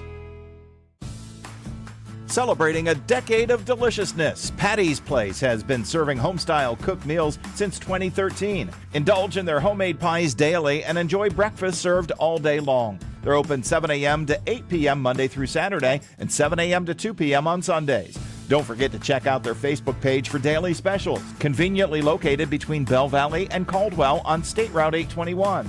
Come on over and satisfy your cravings at Patty's Place. Hello, this is Brian Chandler from Chandler Monuments. Every monument tells a story, and every story deserves to be told. Stop in and let our staff at Chandler Monuments help you create a lasting memorial for your loved one. We are the largest, most affordable monument dealer in the area. Our outdoor showroom provides you with the best granite at the best pricing. Contact us today at Chandler Monuments, 740-732-1311, or visit us on the web at chandlermonuments.com. Creating enduring memories, Chandler Monuments. When a loved one dies, the remaining family members are oftentimes overcome with sadness, grief, confusion, and stress. If you are burdened with planning a funeral, let the experience and compassion of the McVeigh Perkins Funeral Home staff ease the difficult situation at hand. Ken and Robin Perkins will guide you through the process of making arrangements. Phone McVeigh Perkins Funeral Home of downtown Caldwell at 732-4223, or their web address is mcveigh-perkins.com. From the Ohio News Network, this is the Ohio Education Association Tonight in High School Football. Named Best Sports Program in the Country by the National Association of State Radio Networks. Tonight in High School Football is presented by Beck's Hybrids and by Ohio for Responsible Gambling. Now here's your host, Skip Mossick. Good evening, everyone, and welcome to Tonight in High School Football's Halftime Report. Week 10 always features some terrific and long-standing rivalry games. None bigger, though, than Saturday's matchup between Canton McKinley and Massillon. We'll chat about the rivalry with former McKinley Bulldog and longtime Ohio State basketball analyst Ron Stokes next on the Ohio News Network. Every farmer has their reason for why they do what they do. For Becks, it's faith, family, and farming. Since 1937, the Beck family and family of employees have been committed to honoring God and helping farmers succeed. Farming is full of extremes, and we face the challenges with hard work and steadfast determination, delivering quality line of products backed by legendary customer service. We look forward to standing by your side, supporting you as you live out the life you were meant to live. Becks, when it comes to farming, we believe in something more. I'm Ohio Education Association President Scott DeMauro, and on behalf of the OEA's 120,000 members, we're proud to bring you tonight's game. Our members are the public school educators who coach your kids on and off the field because we believe in the potential of every student and their right to a high-quality public education, no exceptions. That's why we will continue to speak in one voice to demand the supports and resources our public schools need because public education matters. This is Tonight in High School Football on the Ohio News Network. Once again, here's Skip Mossick. We are presented by Beck's Hybrids at Beck's. They are and will remain farmers at heart. And welcome back, everyone. Halftime of your game. Saturday, it's one of the great high school rivalries in the state with Canton, McKinley, and Massillon. We're joined for a few minutes by former McKinley Bulldog, former Ohio State basketball captain Ron Stokes, and Ronnie McKinley coach Antonio Hall told us in our pregame that this is the best high school rivalry in the nation. You grew up in it. What's this week and game day like, and I guess what makes it so special? Yeah, it is special, and I had the privilege of being part of it as a Bulldog, and then naturally when I went to Ohio State, was able to experience something similar to that, but at another level with Ohio State and Michigan. So it's an incredible week. Skip, we all know what makes a great rival is that there's great competition, and every other year the other team's winning. But unfortunately for the Bulldogs, Massillon has been dominating this rivalry here in the last decade or so. Ron, like other local rivalries, do the kids all know one another, or are they friends outside of the competition? Yeah, they are. I mean, obviously the world of sports has changed so much in terms of kids transfer and so forth. That really didn't happen back in the 80s when I played, and you knew the guys. You knew that they were from Massillon. They went to Massillon. You got to know them a little bit over the summer, and it became a big deal to beat them because you talked about it in the summer. You were looking forward, and you knew that date on the calendar. It's a lot of excitement in the hallways. Well, we know you obviously played basketball. Did the rivalry transcend to other sports? No, it didn't in basketball because we kind of dominated that, and we were fortunate enough where Maxton really wasn't much of a matchup for us. No disrespect, but it wasn't like the football. Yeah, we looked at the school. We saw it on the schedule, but from a basketball standpoint, Skip, is not the same. In football, you have the luxury. You play the same day pretty much every weekend, and you can gear up for the game. In basketball, the games and times all change, so it's kind of hard to kind of mark it on your schedule every year that you're going to play that opponent. Ron, I always love to hear this story. While you never played football, there was no doubt what kind of an athlete you were. Tell us about the phone call you received when you finished playing hoops at Ohio State from a certain NFL team and a pretty famous coach. Yeah, I'm here. Had a tryout with the New York Knicks, and I was preparing for that. I was excited about the opportunity to go, and then out of nowhere, I get this phone call talking about the NFL, and I got this guy on the other line talking about that he saw me as an athlete at Ohio State, and he wanted me to travel over to Pittsburgh for a workout, and I thought it was a practical joke, Skip, when I first got the call. But then he said, "Hey," I said, "What's your name anyway?" He said, "This is Tony Dungy." And so at the time, he was a defensive back coach, and obviously, to your point, we know what kind of career he had as a head coach. So I told him that I wasn't going to go. I had no desire to play football, and I wish I would have gone because I would have had a great opportunity to meet him because he's an incredible human being. Longtime radio analyst for Ohio State basketball. Believe it or not, we have an exhibition game Sunday and a pretty big deal as Ohio State will be at Dayton. The season ended on such an upswing for Ohio State after a really rough January and February, Ron. What can fans realistically expect from Ohio State this season? Yeah, I think the biggest thing, Skip, is consistency. Clearly, when you're relying on young people to be your go-to guys, coaches are always concerned about that. And every now and then you'll get that special freshman like a Greg Oden, a D'Angelo Russell that plays consistently throughout the entire year. But more times than not, when you have freshmen, you're going to have those ebbs and flows. And I thought a good portion of the freshmen hit a really, really tough spot during the time frame in January and February, and that led to a lot of disappointing losses, a lot of close games. But I think this year, those freshmen turn into sophomores turn into juniors. So I think we'll have more consistency from the team this year. And this first game, I know it's an exhibition game, but you're going against Dayton, definitely a credible program. It's on the road. We're going to learn a lot about this Ohio State team, even though it's an exhibition game. Former Buckeye captain, former McKinley Bulldog, Ron Stokes, thanks for hopping on, talking a little Massillon-McKinley rivalry tonight, okay? Anytime, Skip. Thank you, and go Bucks, go Bulldogs. And we'll be back on the Ohio News Network. Bex recognizes this week's player with heart, Gabriel Blissenbach from Southern Local High School, for his commitment and passion on the field and within the farming community.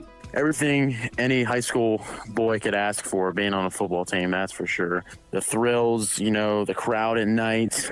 There's nothing like playing with all your great high school buddies every Friday night.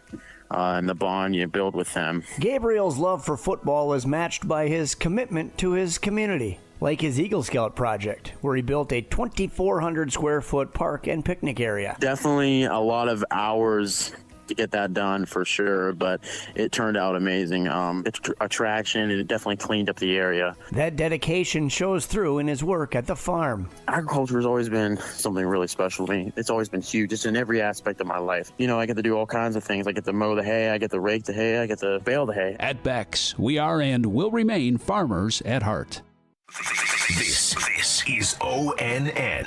Our thanks again to Ron Stokes for joining us tonight. Enjoy the second half of your ball game. I'm Skip Mossick on the Ohio News Network. This has been the Ohio Education Association Tonight in High School Football. Presented by Bex Hybrids and by Ohio for Responsible Gambling from the Ohio News Network. High school football From ABC Sports on WWKC, Caldwell, Cambridge. KC 105. We're back at the fairgrounds. Caldwell Redskins have a 15-6 lead on the Shenandoah Zeps. Big game here. Mike, you've got some scores. Let's run through the Sue Snowed State Farm scoreboard here. You've got some big games elsewhere here in the area, too. A lot of big rivalries taking place. Of course, here on Week 10. Over in Belmont County, the undefeated Barnesville Shamrocks lead Union Local, a very good football team at 6-3. 27-0 at the half. Kind of a surprise it's this big a score. West Muskingum at the half over Meadowbrook, 42-0. Other local scores, St. Clairsville, no surprise, over Cambridge, 27-0. In the MVL, Maysville leads Philo 10-7. Also in the MVL, a game of interest, and this is a game if John Glenn was able to pull out, there would be a three-way tie then for first place in the big school part of the MVL. But Tri-Valley leads John Glenn 14-0 at the half. Scotties are tough.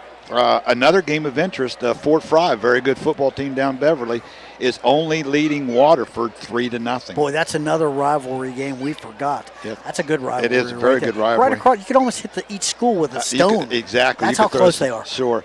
And another game of local interest, Monroe Central, who is needing a win to possibly get into playoffs tonight too. They lead Shadyside 21-6. No surprise there. Tigers have had it rough for the last couple of years.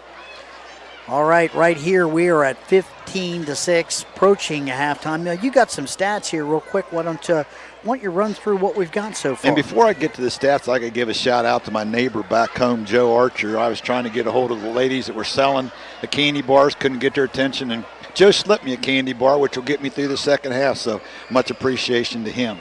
Stats for the first half: the Zeps on the ground, 22 attempts, 83 yards. Their leading ball carrier was Landon Lively with 13 carries, 35 yards. Through the airways, the freshman, Davin Kunkel, and I believe making his first start as a quarterback. You're right, I think. 6 of 12, 51 yards through 1 TD and no interceptions. The big stat there, the Zeps fumbled the ball 3 times, lost it twice, which actually led to the 2 scores by the Redskins. The Zeps had 7 first downs and 134 total yards. The homestanding Redskins, who lead here 15-6 at the half, rushed the ball 11 times for 48 yards in the first half, just a little over 4 yards a carry. Cale Bender, the quarterback, the leading ball carrier for the Redskins, 5 carries, 33 yards. Through the airways, Bender was 4 of 9, 28 yards, 1 touchdown, no interceptions. The Redskins had 3 fumbles, only lost 1, but also were unable to field an onside kick, which led to, it wasn't a touchdown, but it made it very interesting there at the end of the half, and only 76 total yards by the Redskins in the first half. Again, both of their touchdowns were set up by Zep mistakes, and the Redskins were able to take over inside the Shenandoah 10-yard line both times. And a blocked punt for each side. Yeah. So it's been turnovers, blocked punts, good defense, and it all adds up to a pretty good football game here in this edition of the Noble County Super Bowl, 15-6 at the half. And boy, Bill, looking at the sidelines down here, it is really starting to get sloppy now. I know it's a little deceiving here because there's still a lot of grass on the field, but that ball's been extremely slick here in the first half.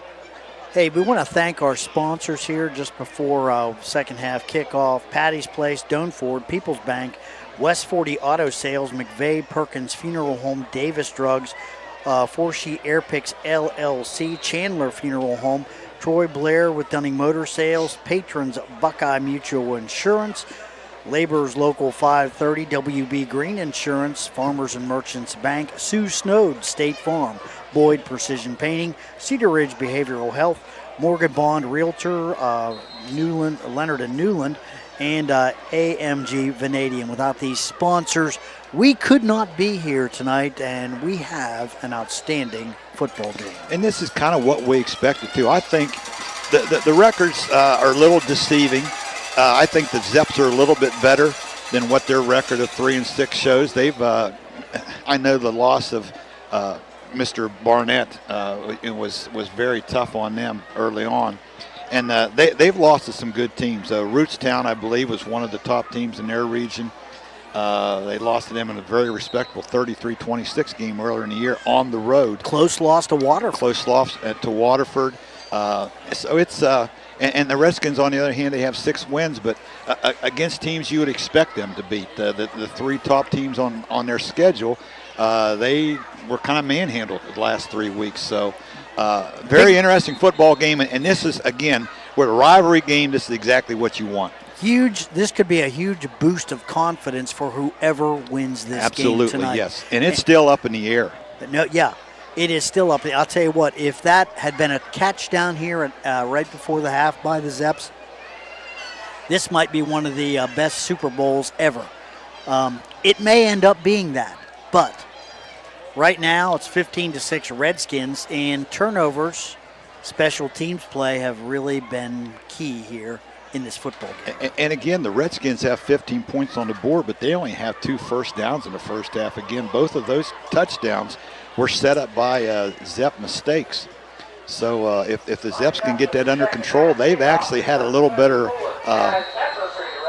they've done a little better job of moving the football up and down the field as opposed to what the Redskins have done. All right, getting ready now for the Doan Ford kickoff, and the Zeps will receive. Chaz Pfeffer getting ready to kick it away. So far tonight, hasn't reached the deep receiver. Portman's going to pick it up on one bounce at the 10, the 15, the 20, turning it up the field. Some good coverage there by the Redskins. I think number 4, Hunter Petrie, was down there to bring him down. So 1st and 10 now for the Zeps. Let's see where the freshman quarterback, number 16, Davin Kunkel, can take the Zeps now. Had a good first half. He most certainly did. And I think finished strong. Pretty good balance in the first half there, too, by the Zeps. They had 83 yards on the ground and 51 through the air, so good job with the balance between the two. And again, we just noticed as Kunkel played a little bit more into the first half, he just was gaining more and more confidence. So we'll see what happens here at the start of the second half. Tell you what, let's see if Coach Ruckers made any.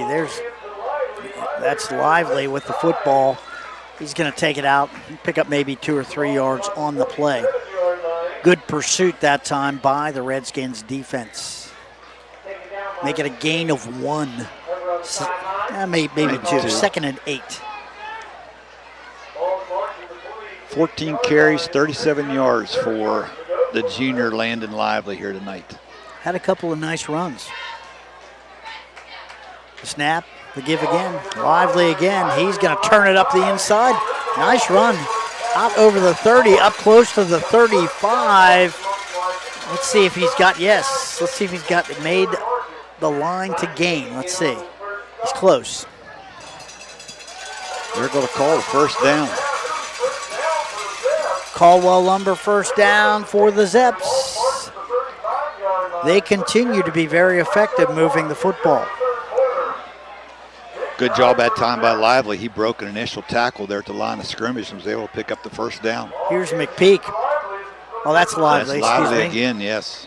McPeak leading him, the fullback, 24. Lively, the tailback, 28. So they basically run the same play here in the first 3 plays of the second half.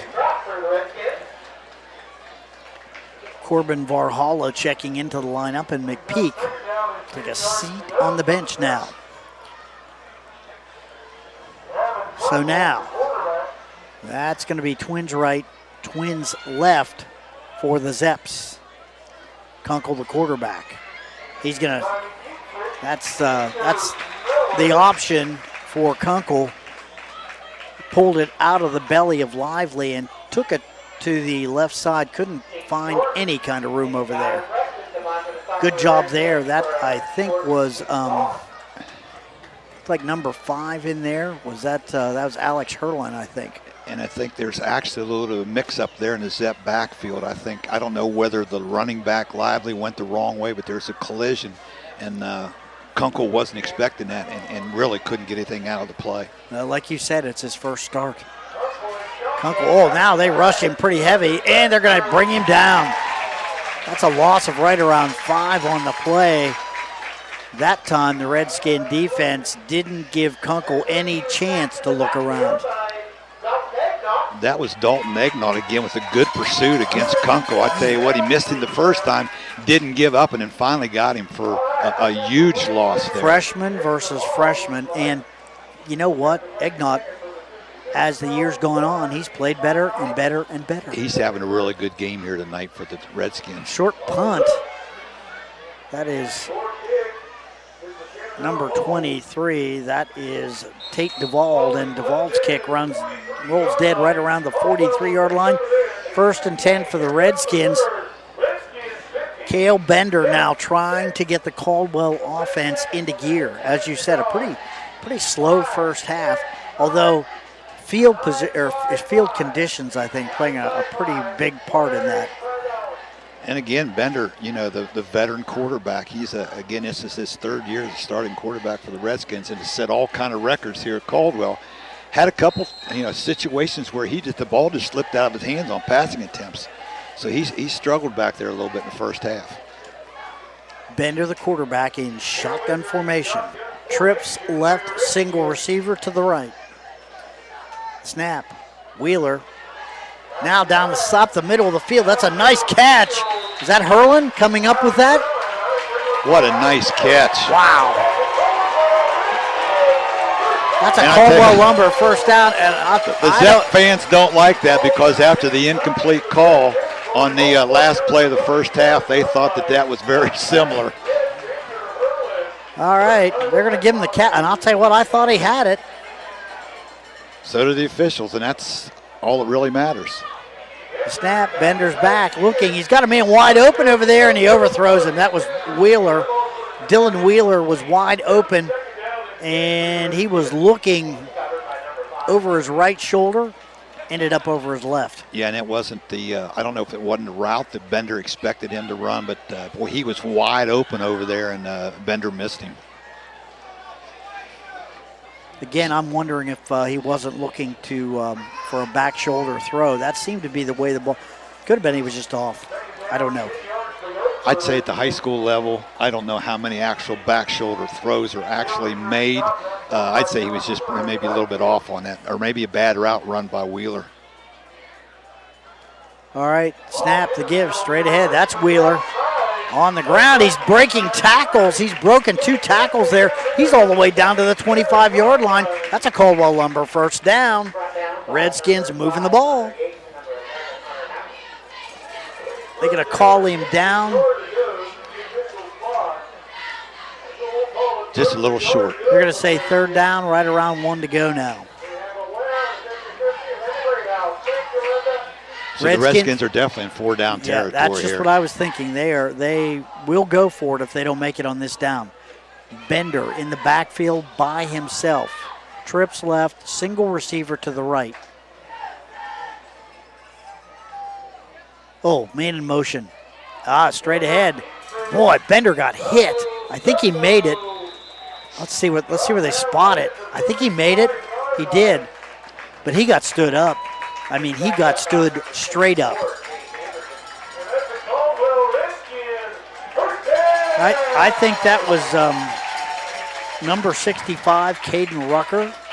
Caden Rucker, if you look at him for the Zeps, he's a big guy.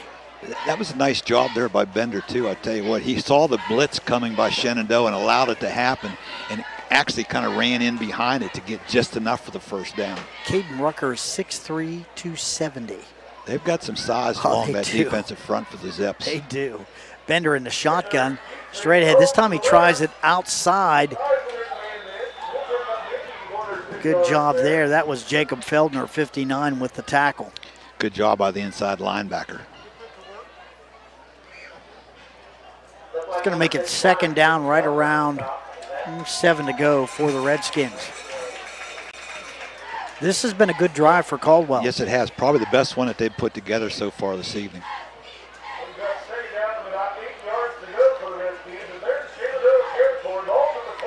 Bender in the shotgun formation. The snap. Rolling. Looking, he's got a man out there. It's a nice catch. That is number 4. That's Hunter Petrie. Beats his man. I'll tell you what, the cornerback, and I think it was Portman, took a chance on trying to knock that ball down. He didn't get it. He couldn't get a hand on the ball, and Petrie got by him. That's Petrie's 2nd touchdown catch tonight. And again, he's a young man that just actually worked his way into the starting lineup about 3 weeks ago. Had 2 touchdown catches last week down at Toronto. And boy, he's been a difference maker here tonight. Well, That is a very important touchdown, giving Caldwell a pretty secure 21-6 lead with 6:30 left in the third. Wheeler the holder, Pfeffer the kicker. The snap, it's down, it's up, it is good. So 6:30 left in the third quarter. The score, Caldwell 22, Shenandoah 6. We'll take a break. Back with more right after this.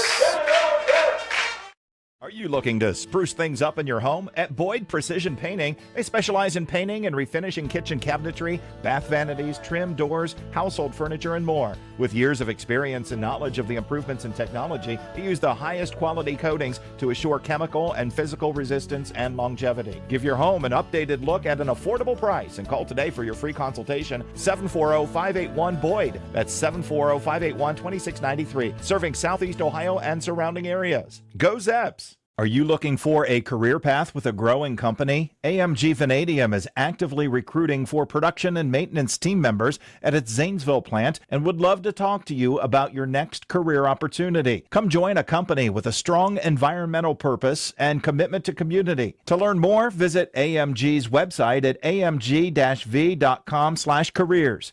AMG offers a competitive wage and benefit package and career growth opportunities. Applications are currently being accepted. High school football From ABC Sports. on WWKC, Caldwell, Cambridge. KC 105. We're back at the fairgrounds. Bill Castler, Mike Palaziak, Redskins jumping out to a 22-6 lead on the Shenandoah Zeps. Here's the Doane Ford kickoff. Short kickoff by Petrie. One of the up men takes it, drops the ball, picks it up, and fumble on the play. I'm not sure who's got that. Redskins have it, I think. They do. That is number 32. Sam Pierce is all over it. And that's a big play right there for Sam Pierce, 5'9", 170-pound freshman. And he's a young man that started early in the season in the secondary for the Redskins, has been replaced. So I'm sure he's got a little fire in his belly tonight trying to earn some more playing time back on the defensive side. But again, that's the fourth fumble by the Zeps tonight, the third one recovered by the Redskins. So the Redskins, again, great field position to start this drive. Was that Portsman or Yates or Miley? I couldn't tell who it was. I'd say Yates is usually the one that's been lining up in that position over there. 3, 8, and 5. Oh, one of the... That's Ethan Kroc, I believe, jumped a little bit early. And that's going to cost the Redskins 5, I think. Just came up out of his stance.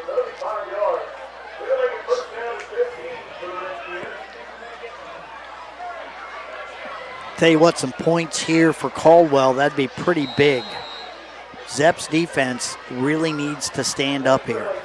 And they've had a good night. Snap. Bender back, looking deep. He's got a man, picked off.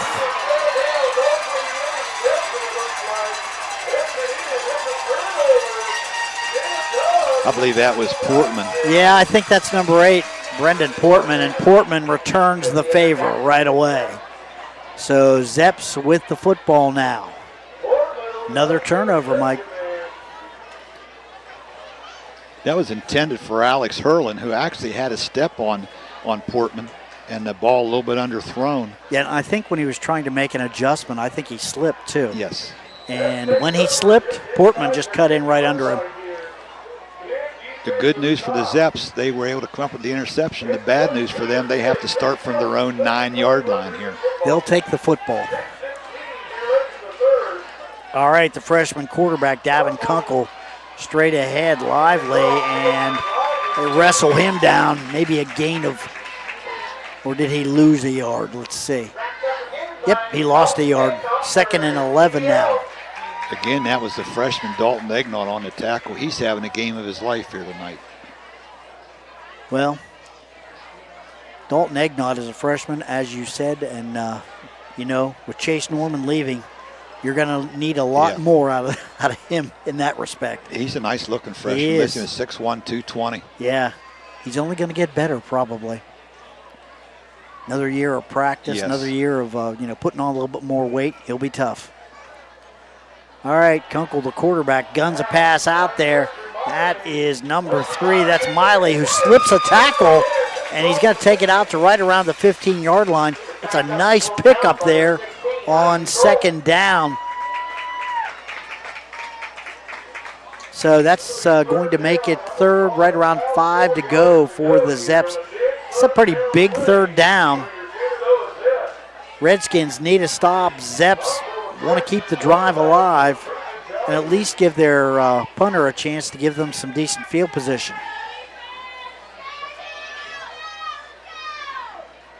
Kunkel, the quarterback, in shotgun formation this time. The snap. Gets a pass out there. That's Yates, and Yates stretches. Let's see if he's got it.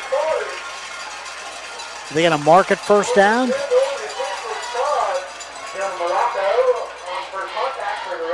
Let's see. Boy, official spot. This spot's pretty big. Let's see where they spot it. I think they are going to move the chains. First down. Caldwell Lumber, first down. That was a nice job there by Hunter Yates. He stretched to make that first down. Right, he stretched the ball out and got just enough to get the first down. Big first down there for the Zeps. The last thing they want to do right there was have to punt the ball right back to the Redskins. Kunkel, the quarterback, in shotgun formation again. 4:41 left in the third. Kunkel back, rolling. He's brought down back there.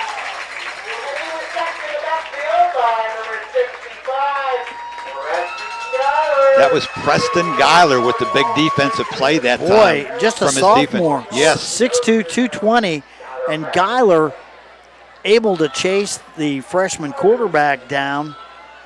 Davin Kunkel. The defensive front there for Redskins very young with one freshman and two sophomores along with Jace Norman, the senior. 4:08 left in the third. That's a huge loss of right around 10 on the play. 2nd and 22. Kunkel back, looking, guns the ball down the middle. Receiver falls down. Flags all over the place. That's going to cost the Redskins. That is an automatic first down. Pass interference like that, I think. I don't know whether that's automatic or not. I know that's a 15-yard penalty at the high school level. It's not a spot foul. 15 yards does not get them it's the not first going to down. get them a first down, no. It's going to get them close. But yeah, let's see if it's automatic. It may not be.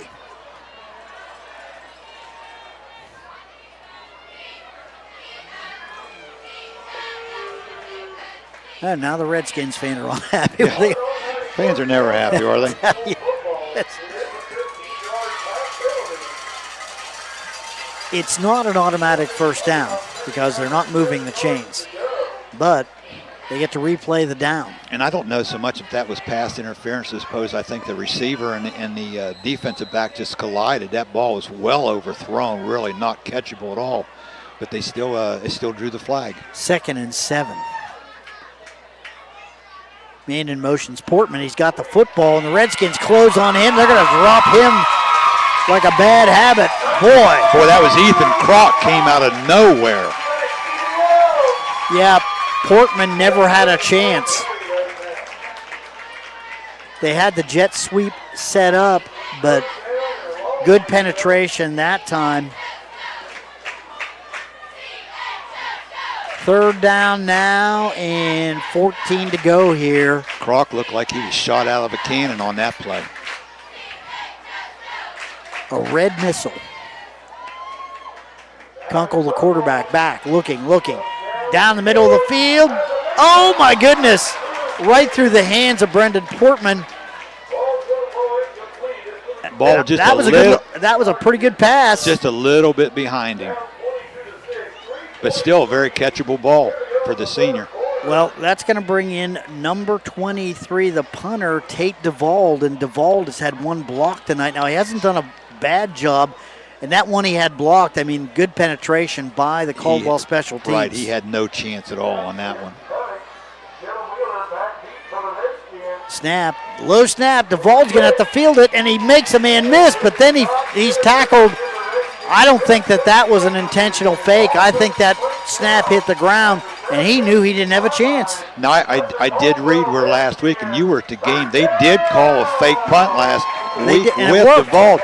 came up with a big first down. So I'm not sure that in this situation you're already down 16 close to the end of the third quarter. I really would have been surprised if that wasn't a called play right there by Coach Lowry. Boy, 3:18. I mean, that kind of field position, though.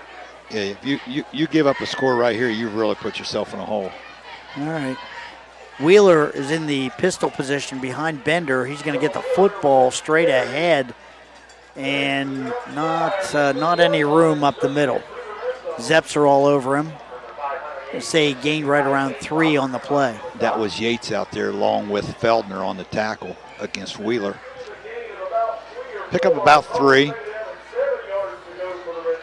Boy, a score here by the Redskins, and it's pretty tough for the Zeps.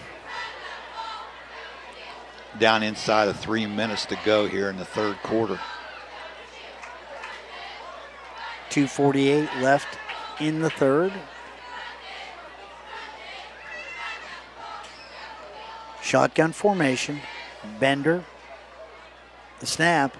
Straight ahead, and he's... Boy, nice play there by Feldner. Yeah, Great play there by the inside linebacker. Feldner just shot the gap and got right around his ankles before he could do anything and play over. Boy, he timed that perfectly.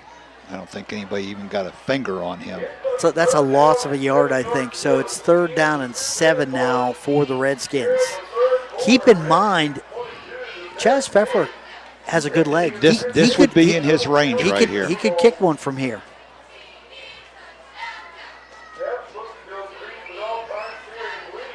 Trips out to the right. One receiver to the left. The snap. They're blitzing. In the middle. It's a catch. Breaking a tackle down inside the 5. I think that's Hurlin. I think it's Ethan Kroc. It's Kroc. Caldwell Lumber first down inside the 5. Any way you look at it, no matter who made that catch, great job that time by Bender. Finding his receiver open in the middle of the field. All right, 1st and goal for the Skins. Flags on the play. Let's see. I got a feeling it's in there. I think somebody moved motion. Early. Yes. Okay. That's going to cost the Redskins 5. Boy, that hurts. That hurts if you're the Redskins. Hey, got to say this, Mike, right now. Great crowd here tonight from both Noble Local and Caldwell. This as expected. I mean, this place is packed. I'm sure you've got people here watching this game tonight that haven't seen a game all year. All right. 5 penalties tonight against the Redskins for a total of 42 yards. That one hurt. That one hurt right there. The only thing it does for them here, though, is going to allow them to take some more time off the clock and still in great position to score. Still 1st and goal, but from the 5. Little miscommunication here, a little confusion as to where they'll get lined up. Timeout. Good move there by Coach Rucker calling a timeout, because there is definitely some confusion by a couple players out there where they needed to get lined up. Boy, 1:24 left in the third.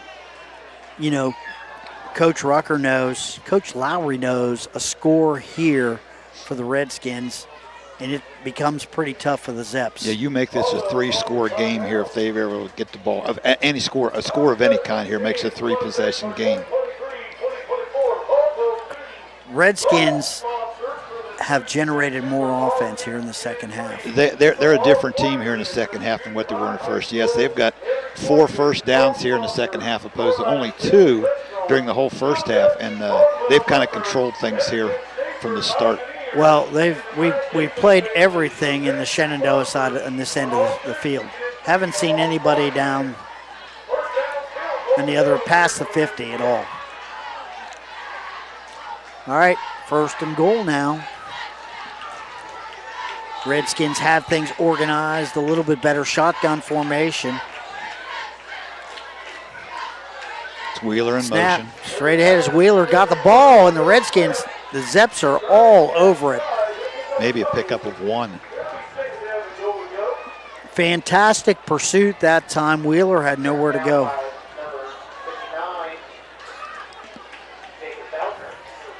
So it's going to be 2nd and goal. I think they're going to give him about a yard on the play. Ball just inside the 5-yard line, and we're down to 55 seconds to go here in the third quarter, I'm sorry. Up under center this time is Bender, straight ahead, and touchdown. I think that's Ethan That's Kroc. Kroc. You know, Ethan Kroc has been very, very effective running the ball this year. He can hurt you in a lot of ways. I tell you what, when he was in junior high, he was actually the junior high quarterback. So he has the ability. Sometimes he'll line up in a wildcat. He can throw it. He can run it. And he does a really good job catching the ball from his tight end position. Plus, he has the ability to split him out wide because he's got good speed. And good hands. He again lines up as the fullback. Going for 2. See, man moving. I think that's one of the Zeps that moved. Good job there by the Redskins. Good discipline shown, not jumping off sides. So this will make this about a yard and a half out now on the 2-point try. 28-6. I wonder why they're going for 2 in this situation.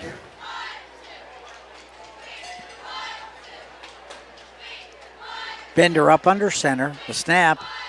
Straight ahead. He's in. All right. Redskins add the 2-point conversion. 44 seconds left in the third quarter. The score, Caldwell 30, Shenandoah 6. We'll take a break. Back with more right after this.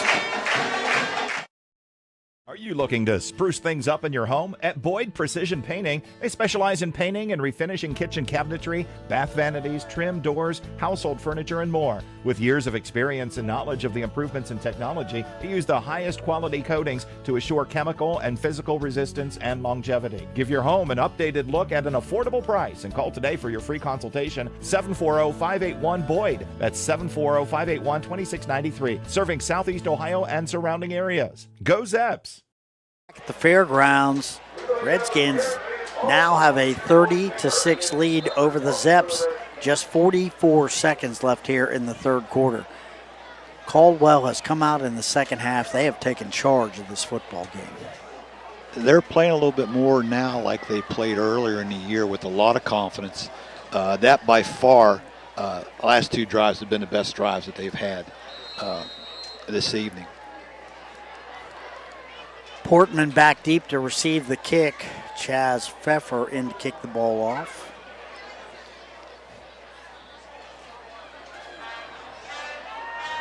Doan Ford kickoff. And here we go. One of the up men receiving the football. I think is that Yates? Yeah, Yates is up to right around the 29. 1st and 10 there for the Zeps. And they've got their work cut out for them, Bill. They're down 24 here with just a few seconds to go in the third quarter. Needing 3 touchdowns and 3 2-point conversions just to tie this thing up. Well, one more touchdown by the Redskins, and we go to 30 points, and we get a running clock. But I'll tell you what, I've been impressed with the adjustments. I've been impressed with the way the Redskins have played in the second half. Much more purpose. They've, I tell you what, some of their younger kids have really grown up here in the second half. Yeah, great catch in the third quarter by Hunter Petrie. 23-yard touchdown pass, and that's really what keyed things, I think. And you said it, the last few weeks, he's kind of grown into a starter. And now, all of a sudden, they come up. There was a holding, I guess, on the kickoff against the Zeps, which will move them back another 10. Boy, that hurts. Although the sticks move back, still 1st and 10. But that's going to be from the 20-yard line instead of the 30. Shotgun formation for the quarterback. Kunkel finds a man. Oh, breaks a tackle. Portman No, that is number 3. Excuse me. That is Weston Miley, and he's shoved out of bounds. That's a great gain on that play.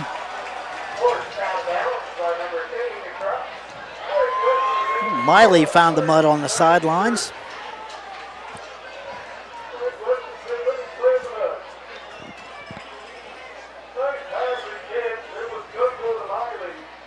Now Miley. Nice pickup on first down there for the Zeps. Moves them all the way up to their own 46-yard line. Miley's numbers unreadable. And all right, in pass again. That's Miley. And this time he's brought down after a gain of right around 2. 17 seconds left here in the third. Clock continues to roll. Kunkel, the quarterback, in shotgun formation, trips to the right. Two receivers to the left. Kunkel back, looking down the middle of the field. He's got Miley again, and that's enough for a Caldwell Lumber first down. All of a sudden, Wes Miley is finding some open spaces in the Caldwell secondary. See where they mark the ball. That's going to do it for the third quarter. All right, the score, it is Caldwell 30, Shenandoah 6. We'll take a break. Back with more right after this. Are you looking for a career path with a growing company? AMG Vanadium is actively recruiting for production and maintenance team members at its Zanesville plant and would love to talk to you about your next career opportunity. Come join a company with a strong environmental purpose and commitment to community. To learn more, visit AMG's website at amg-v.com/careers. AMG offers a competitive wage and benefit package and career growth opportunities. Applications are currently being accepted. We're back at the fairgrounds in Caldwell, and the Caldwell band's starting to get things cranked up. Zeps have the ball, and they've got it in Caldwell territory at the 43-yard line, but the Redskins have a 30-6 lead entering the fourth quarter. Caldwell very impressive in the second half. The Zeps showing a little bit of spark here right now with 3 straight completions, but is it going to be too little too late? They've got their work cut out for them definitely. 24 points behind here as we start the fourth quarter. Kunkel, the quarterback, in shotgun. He's back. He's looking. Heavy rush. Kunkel steps up. Got him in. That's Miley again. He's all the way down to the 24-yard line. That is a Caldwell Lumber first down.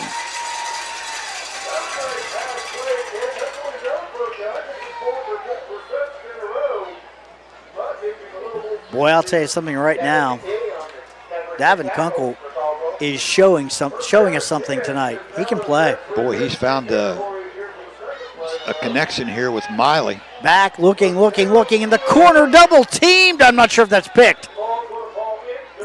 Ball does fall incomplete. I think that was that Miley again, or was that Portman? I believe that was Portman. That was Portman, time, yes. 8-3.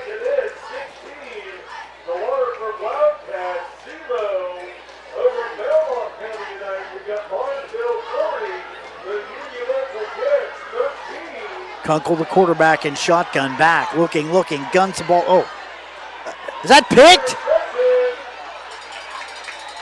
That ball was knocked up in the air, and one of the Redskins coming down with it. That's Skylar Preston. Big time play there by the sophomore. Preston is starting to make some plays here in the second half.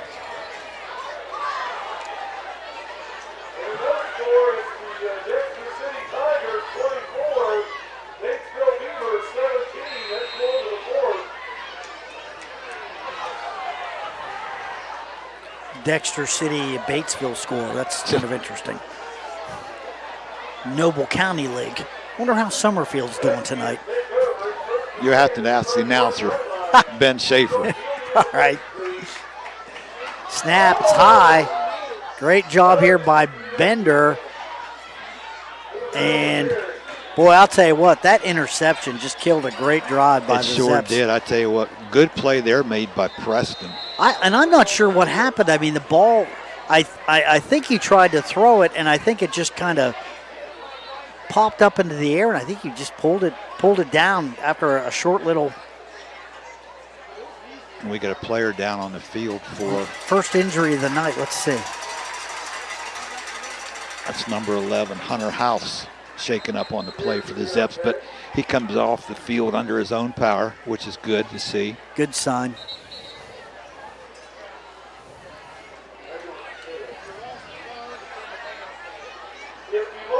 Zeps. All right, second down now, right around 3 to go for the Redskins. 11-14 left in the ball game. Cale Bender, the quarterback, in shotgun formation. The snap, the give straight ahead. It's Wheeler, I think. Yeah, let's see, I think that he's going to pick up, maybe a yard. Or was that Gavin Leake? I think that was Leake that time. 14 could have been Gavin Leake.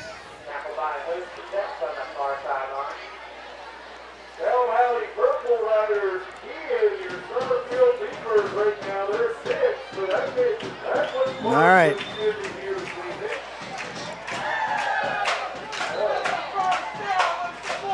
Shotgun formation for the Redskins. 10:32 left in the ball game. Caldwell with a 30-6 lead on the Zeps. I tell you what, Bill, where they've got that ball marked, it looks like that's almost should have been called a first down. Awfully close. No one asking for a measurement, though, although it's right on the stripe, and you can kind of tell.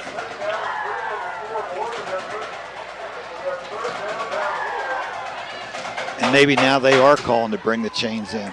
All right. And that could have been Coach Rucker. Asking for a measurement. Yes, could have been. Just a reminder for the fans at home, the Redskins will play a home playoff game here next week against opponent to be determined. Yeah. Probably should know, if not late tonight, at least by early tomorrow morning, who that opponent will be. And if they can hold on here for a win, there's a good chance that the first two games could possibly be played here at the fairgrounds. Well, and it is a first down. Caldwell Lumber first down for the Skins. I'll tell you what, you've heard us talk about this before. The first source that's probably going to have it and probably going to have it right is going to be joeidle.com. The OHSAA takes a little bit longer to get theirs out. Of course, that's the official site, the OHSAA. Yeah, it's not official, but Joe Idle. But Joe Idle is usually pretty much right on the money. Pretty accurate. Right now, it'd be Bishop Rosecrans. Well, the thing is, with the win here tonight, they're going to pick up more points than River. They could very easily jump into the number 3 spot with the win here tonight. Well, and it also depends on how both Eastern teams do. Here's Wheeler. Well, I don't think they can I don't think there's any way possible they can catch either one of the two Eastern teams. I think you're right. Points are too much of a point differential. Yeah. But they trail River by 1/10 of a point. And so, River's going to win tonight. They're going to be Frontier. Side. No, they got Frontier. Okay, that's. And Frontier comes in at 0-9, so they're not going to pick up any points tonight. Whereas the Zeps are 3-6. We've got a 15-yard penalty called here against the Redskins. Let's see what that's all about. I don't know what that signal is. That's a new one. Well, right now, and that does hurt somewhat, but right now the clock is the enemy of the Zeps. For sure. Any possession that the Redskins have is good.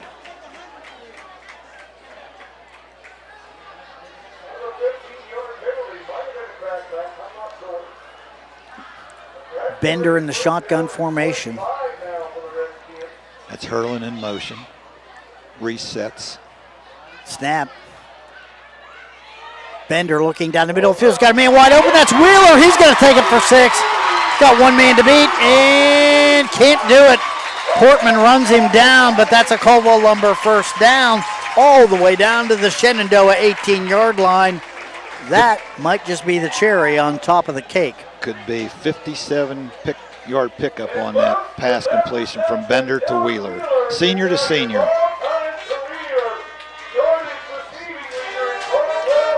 Well, that's kind of interesting. Wheeler now, the all-time leading receiver. Kind of goes hand in hand with the all-time leading passer. Absolutely.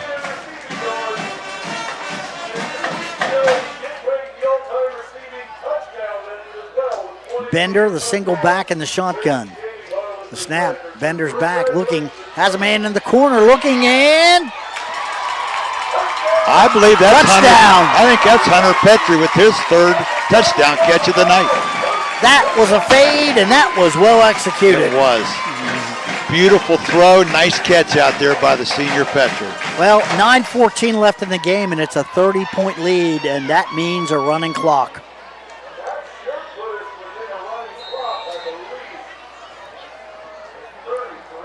Pfeffer with the kick now.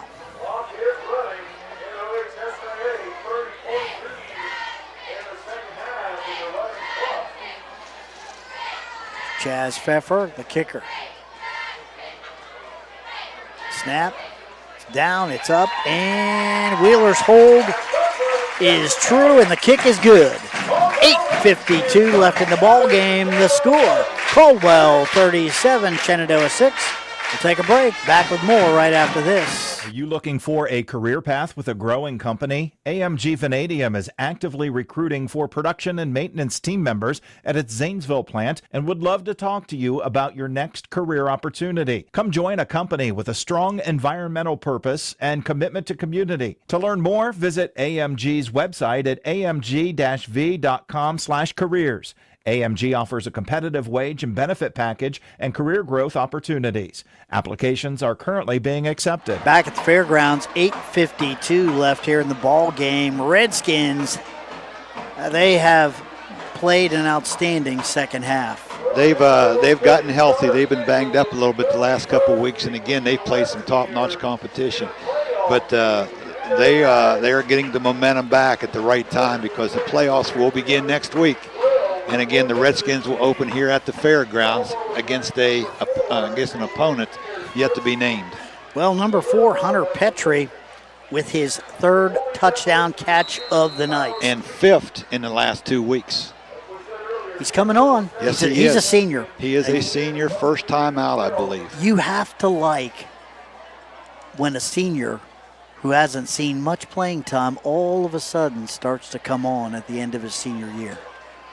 Kind of special. Nice kick off that time by kick Pfeffer. is all the way down to the 10. That's Portman, the 25, the 30, and he's stopped there right around the 33-yard line. That's Josh Morocco in there on the stop, number 12. 8:18 left in the ball game.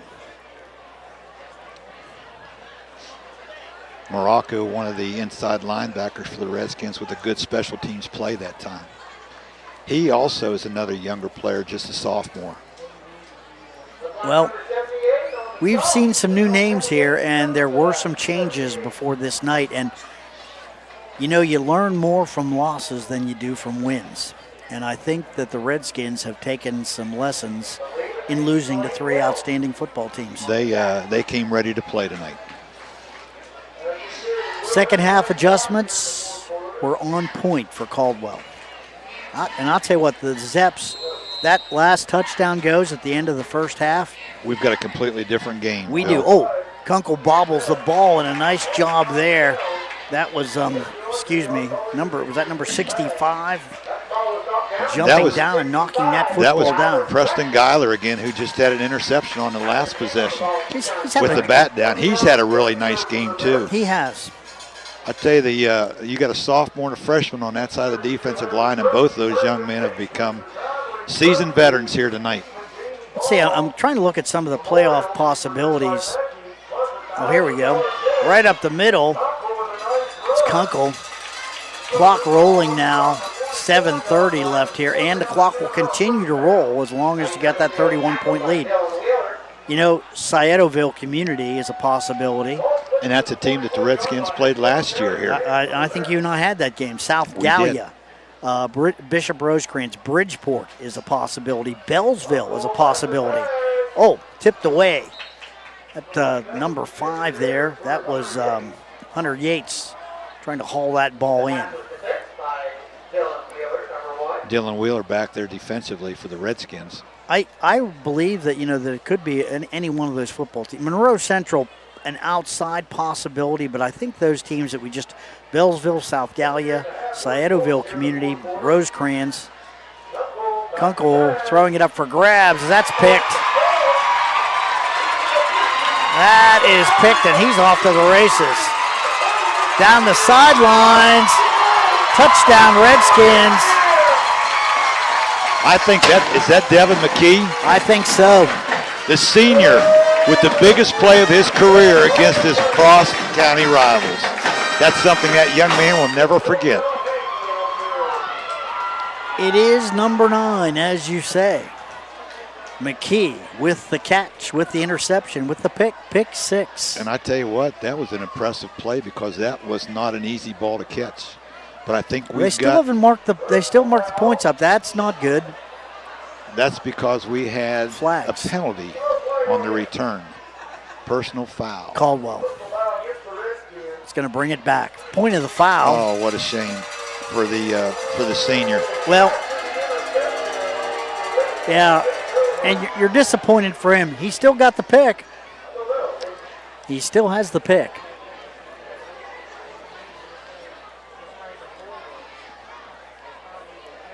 So, 6:32 left in the ball game. Redskins with the football again.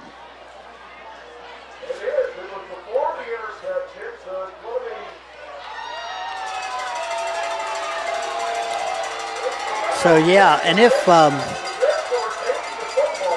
the Redskins can move up ahead of River, who, as you said, have Frontier tonight and will not pick up many points. They're saying that personal foul took place before the interception, so the Zeps will retain possession of the football with a 1st and 10 from their own 40. Boy, what a change of events. And Coach Rucker, I believe right now, would like to have an explanation exactly what took place. Yes, oh boy, yeah, he's not happy. He is not a happy man. And you know what? You have to go a pretty long ways to make him this unhappy.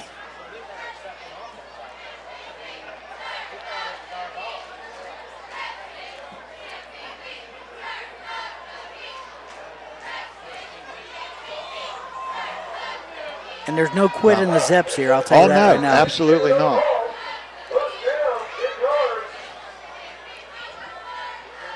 So 1st and 10 for Shenandoah. They're at the Caldwell 40-yard line. It goes from looking like 6 points for the Redskins to Zeps ball on the Caldwell 40. Kunkel, the quarterback, guns it to Portman on the inside. Portman going to pick up right around 7 on the play. He looks more and more confident every time he throws that football. He does.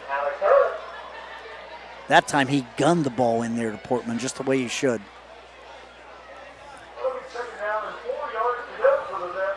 Again, as we stated, the clock continues to run here. We have a running clock with 5:36 to go in the 4th quarter. Kunkel back and looking. He's got a man down there. Flags on the play. Falls incomplete. Let's see what they're... that looks like interference to me. Let's see. That was Miley down there. It's going to be interference.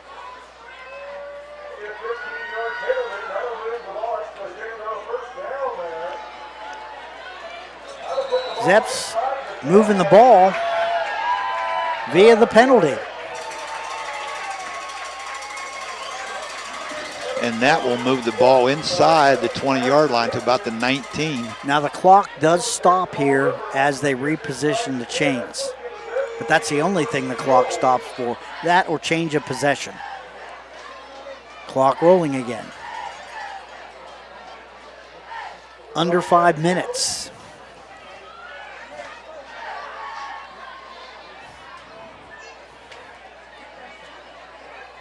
And now we've got another penalty being marked off. Wonder what is that now? What's the call there? And then there was an unsportsmanlike penalty called after the pass interference call. First and goal. Kunkel's going to take it straight ahead, and he's going to take it to the 5.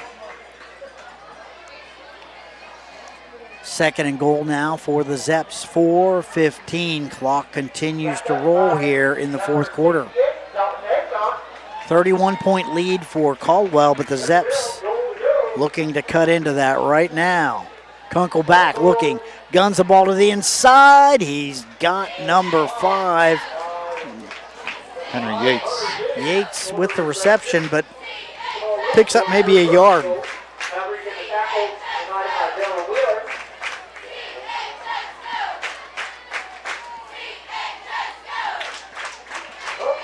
Kunkel, the quarterback now, shotgun. Bad snap and flags all over the place. I think there was procedure there. I think number 64 might have jumped a little bit early out there from his left tackle position. It's a big 5-yard penalty right there.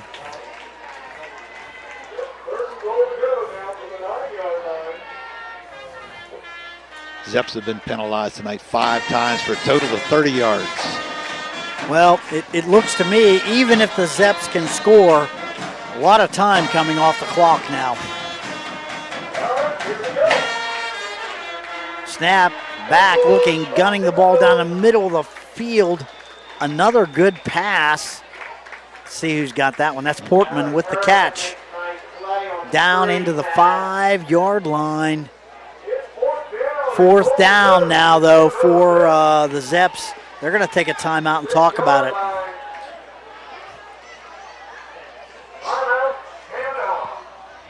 What are you going to tell your kids if you're Coach Lowry? You need a score here to stop the clock from running. Game probably already beyond reach, but pride at stake here. I said you're exactly right. This is a score for pride. They would love to get it in the end zone here and stop that running clock. It's not going to make any difference in the outcome of this football game, but it's just a matter of pride right here. Yeah, I'll tell you what, and I think the Zeps, even with this loss, still have an opportunity to make the playoffs. An outside chance, I think, where I read that the highest they could finish would be number 15.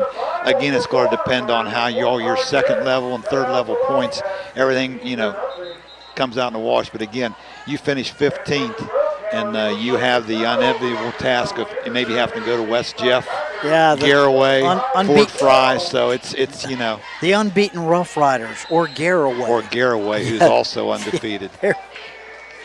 And speaking of Fort Fry, last I saw they were leading Waterford 16-0 in the fourth quarter. That's always a tough game, isn't it? Wildcats gunning the ball. That pass was tipped. So that's going to turn the ball back over to the Redskins. For all intents and purposes, Mike, I think that is probably going to just about do it. I don't know if the Zeps see the football again, particularly with a Caldwell first down. I've been impressed with Kunkel tonight, though. He's 15 of 27 for 137 yards. He has thrown 2 interceptions, but he's run well. He's right. He's made good decisions. He has. And as the game has progressed, he's gotten more and more confident. Some of those passes that he was throwing down near the goal line, he was right on the money. Now, Caldwell was right where they needed to be defensively. Straight ahead, big hole. That is... I think that's Jarrett Van That's Fossen. Van Fossen with the football. And he's going to have a huge gain out to the 29.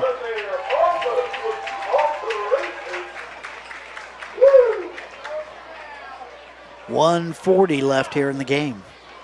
His first carry tonight was a big one.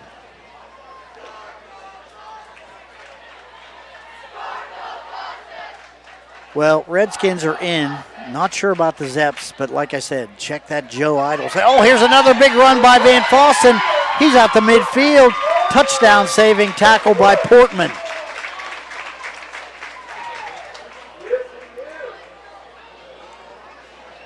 Some nice blocking by the Redskins at the point of attack, and these carries are straight up the middle here. Off and you on still the left have side. pretty much the starting defensive team for Shenandoah on the field. Vance Fossen, 2 straight carries for a total of 47 yards. That'll bring your average carry up per yard. My goodness, yes. Yeah, that's good. 54 seconds left in the ball game. Timeout on the field. The Zeps, I think, want to get their defense settled, and they don't want to give up another score here. Interesting. We may be in a situation, I don't know whether we'll go into the victory formation here for the Redskins and just take a knee. I think they might. 4 downs now. That's all you have to do. 37-6. You do have your second group offense in for the Redskins. And I think that's exactly what you're going to see right here. Yeah, and that's it. They're lining up that way.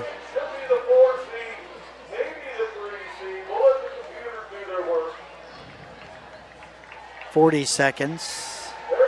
Bender letting the clock run. He takes the knee. And that should be the last snap of the football game. Yeah. Boy, Zeps, all the credit in the world. They played a pretty nice first half. They really, if they would have gotten that touchdown right before the end of the second half, could have made this a football game. But let's give the Caldwell Redskins some credit. They made some great adjustments. They started playing some really good football in the second half. They come away with a big 37-6 victory. And that's exactly what the doctor ordered for the Redskins tonight. They needed an effort like this after the last 3 weeks that they've had against very tough competition.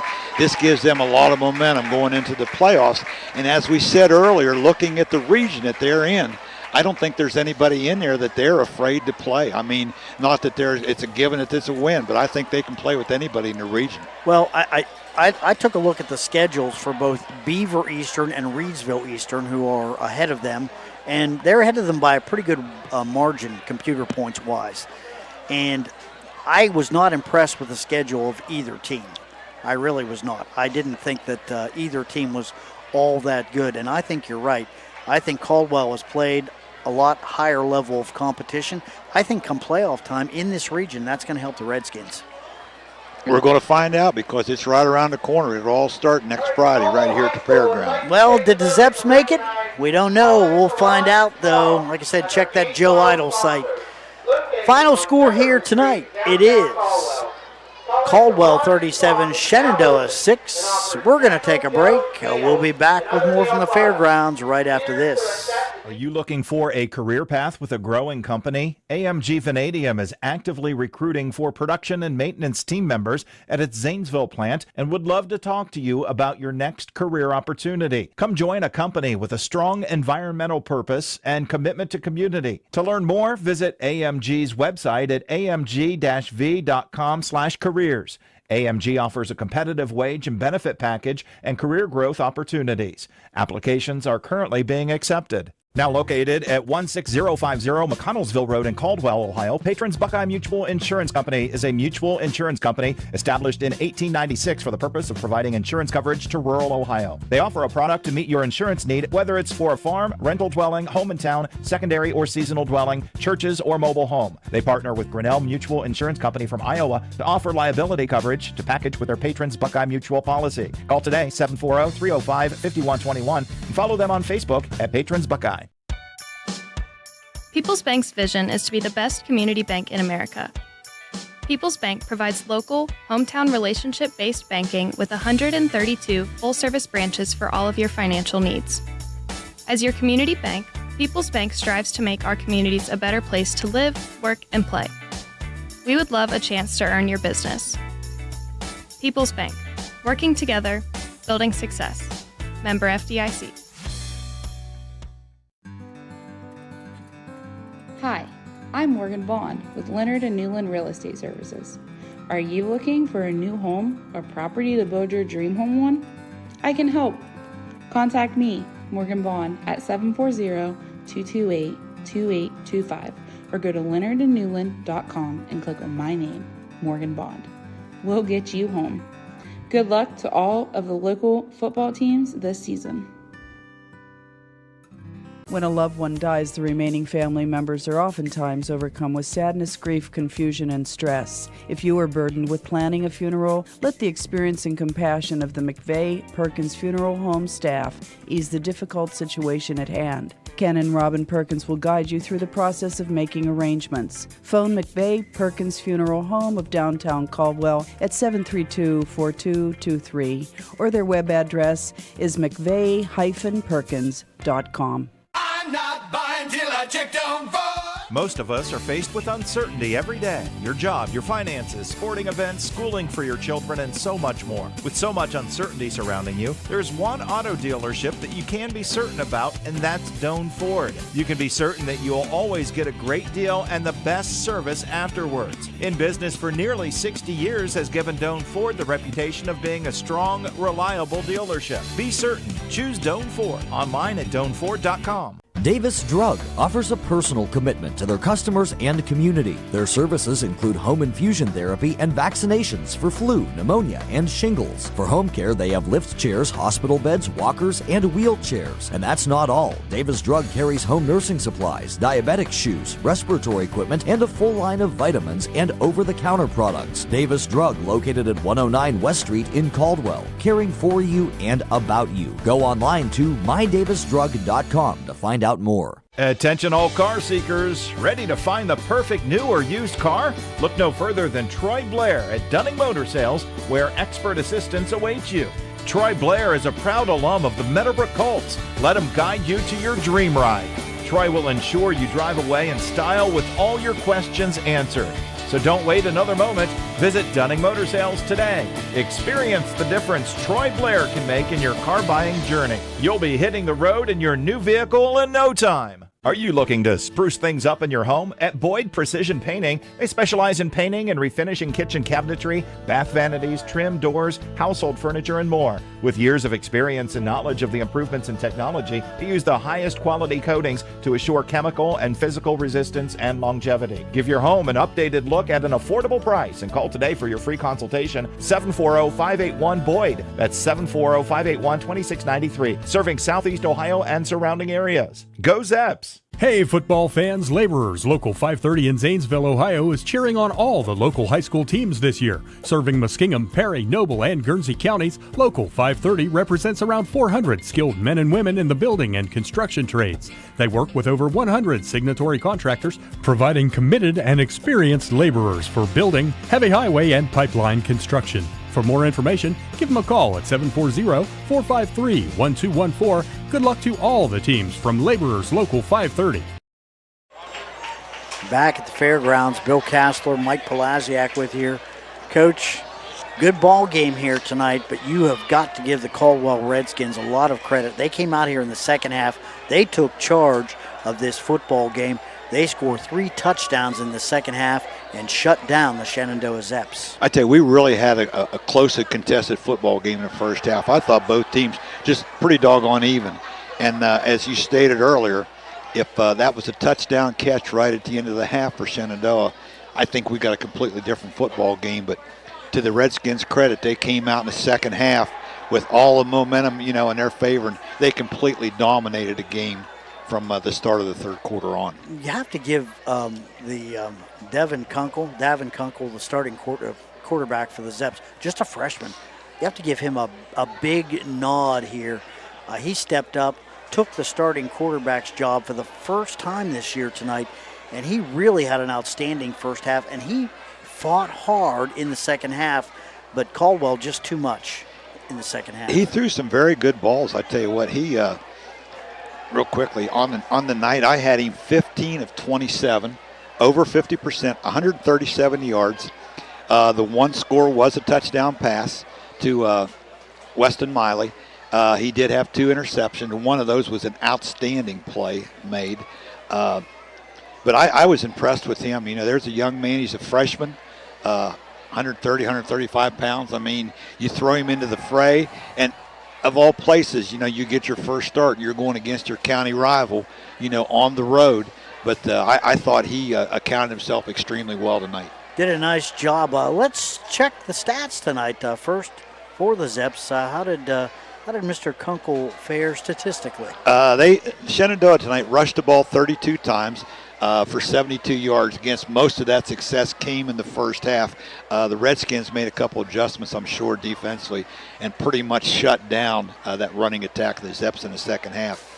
Through the airways, Davin Kunkel, 15 of 27, again 137 yards, the 1 touchdown, 2 interceptions. His leading receiver tonight, the senior Weston Miley, 7 catches, 101 yards, and 1 touchdown. The Zeps with 15 first downs tonight and 209 total yards. The big key to the game for the Zeps, they turned the ball over 5 times. And you can't do that in a rivalry game and think you're going to come out on top. I think, though, that the Redskins turned it over 3, and that kind of did break some of that momentum up. But in the second half, it was all Skins, and, they created some of the turnovers. Block punts, an onside kick that was really not intentional that worked out. So a lot of things went Caldwell's way, but you have to give them credit. They took advantage of those mistakes. They absolutely did. Tonight for the Redskins, I had them they just rushed the ball 21 times for 119 yards. And Mr. Jared Van Fossen, who had the 2 runs. He came in and boosted that, didn't he? Yeah, he had the 2 runs at the end of the game and ended up being the leading ground carrier, 2 carries, 47 yards. Through the airways, the all-time leading passer at Caldwell, Cale Bender, the senior, 9 of 16, 140 yards, 3 touchdowns tonight, 1 interception. And all 3 of those touchdowns went to the senior, Hunter Petrie, who really just started playing a lot of football right there at the middle of the season. He's had 5 touchdown catches the last 2 weeks, 46 total yards. I had the Redskins for 10 first downs. They were penalized 9 times for 97 yards. I'm sure Coach Ruck will work on that this week, trying to get some of those situations taken care of. And I only had them for 2 turnovers tonight. Okay, but, I'm sorry. Yeah, but no, and there may have been one more. I have a tendency to make mistakes too. I get to writing too fast here. I was just off. I may have been thinking about the blocked punt. I may have been thinking about the onside kick. There's a number of things I could have been thinking about. Overall, second half domination by the Redskins. They come away with a 37-6 win. Hey, we're going to take one more break here. Then we're going to come back. We're going to talk about our play of the game, our drive of the game, and our player of the game. So one more break. We'll be back with more right after this. Unveil a new perspective with Forshee Air Picks. Their FAA-certified drone pilot captures breathtaking shots that elevate your moments. From dreamy weddings to stunning landscapes, real estate wonders to towering constructions or home inspection pictures, they've got it covered. Let them soar to new heights for you because they get the pictures you can't reach. Call 581-0919 and see your world from above with Forshee Air Picks. Now located at 16050 McConnellsville Road in Caldwell, Ohio, Patrons Buckeye Mutual Insurance Company is a mutual insurance company established in 1896 for the purpose of providing insurance coverage to rural Ohio. They offer a product to meet your insurance need, whether it's for a farm, rental dwelling, home in town, secondary or seasonal dwelling, churches, or mobile home. They partner with Grinnell Mutual Insurance Company from Iowa to offer liability coverage to package with their Patrons Buckeye Mutual policy. Call today, 740-305-5121, and follow them on Facebook at Patrons Buckeye. Everyone's looking for an encouraging sign in today's economy. The fact is, you'll find one right here in Caldwell at State Farm Sue Snowd's office. Because State Farm agents like Sue have been here helping people protect the things that matter most. That's why more people trust State Farm, and they consider that a very good sign. See State Farm agent Sue Snowd at 400 East Street, Caldwell. Sue Snowd State Farm is a proud supporter of high school sports. Celebrating a decade of deliciousness, Patty's Place has been serving home-style cooked meals since 2013. Indulge in their homemade pies daily and enjoy breakfast served all day long. They're open 7 a.m. to 8 p.m. Monday through Saturday and 7 a.m. to 2 p.m. on Sundays. Don't forget to check out their Facebook page for daily specials, conveniently located between Bell Valley and Caldwell on State Route 821. Come on over and satisfy your cravings at Patty's Place.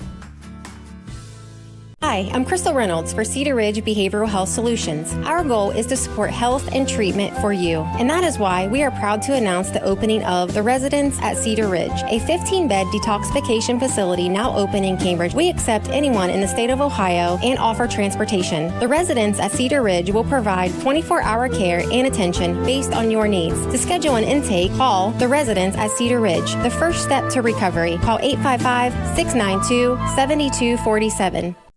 Chandler Funeral Home and Cremation Service not only offers the most modern and spacious funeral home in the area, it also offers the largest outdoor monument selection display. If you are considering a lasting headstone for a loved one, take a drive by Chandler Funeral Home to view their wide variety of sizes and colors. For personalized assistance in selecting your monument, contact Chandler Funeral Home at 732-1311 or on the web at chandlerfuneralhome.net. Choose comfort. Choose Chandler Funeral Home. Back at the fairgrounds, Bill Castler, Mike Palaziak with you here, wrapping this one up. Redskins come away with a 37-6 win over their cross-county rivals from Shenandoah. Hey, let's talk about some other things that are happening around here as we check in on the Sioux Snowed State Farm Insurance scoreboard. And we did get some big news. Buckeye Trail coming back tonight to beat Newcomerstown. That helps both these football teams. It sure does, because both these teams have wins against Newcomerstown. They trailed. I'm sorry, against Trail. Newcomerstown actually led that game 13-0 at one time. Big comeback there for Coach Donnie Kearns and his Buckeye Trail Warriors. Some of the other scores we've got, Mike? I've got in MVL action, and this really determined the winner of the big school bracket in the MVL. Tri-Valley big over John Glenn tonight, 42-7. So congratulations to the Scotties on the MVL championship in the big schools. A couple other scores here. Of course, River is in the same region with the Redskins. They went in tonight ranked number 3 ahead of the number 4 Redskins. They were just a tenth of a point ahead of the Redskins. And now they came away with a 42-16 win against Frontier, but Frontier came into the game 0-9, so they're not going to pick up a whole lot of points there. So I wouldn't be surprised to see the Caldwell Redskins end up in that number 3 spot. Fort Fry finished off Waterford tonight, ended up being 16-0 in favor of the Cadets, so they are in a very good position, probably number 3 in their region. Monroe Central with the big win tonight at home against Shadyside, 35-12, which in all likelihood will get the Seminoles into the playoffs next week. Up in Zanesville tonight, West Muskingum with the big 49-10 win over the Meadowbrook Colts. So the bottom kind of fell out for the Colts there towards the end of the season. Barnesville finishes off another 10-0 season, and I believe that's win number 26 regular season wins in a row for the Shamrocks. Yeah, they beat the Jets tonight 40-19. Yeah, they haven't lost since 2021, I think. I think the fourth week in 2021. Yeah, they lost to Shadyside, I believe. Okay, yeah, yes. Okay. Yeah. And that's pretty much Cambridge finishes off a really tough season up there tonight. They lost to St. Clairsville 55-13. The Maysville Panthers over the Philo Electrics 24-7. And that's just about all I have right here, Mr. Castle. I think that wraps things up pretty well. Let's talk about our play of the game, our drive of the game, and our player of the game. And keep in mind you are listening to the Patty's Place post-game report, which is hard enough in itself to say. Just say that 3 times quickly. No. Okay. Hey, let's start out with our play of the game, brought to you by King Carpet and Swim Away Pool and Spa. So we want to thank them for their sponsorship. And, Mike, we have an easy play of the game tonight. It's one that the game probably hinged on.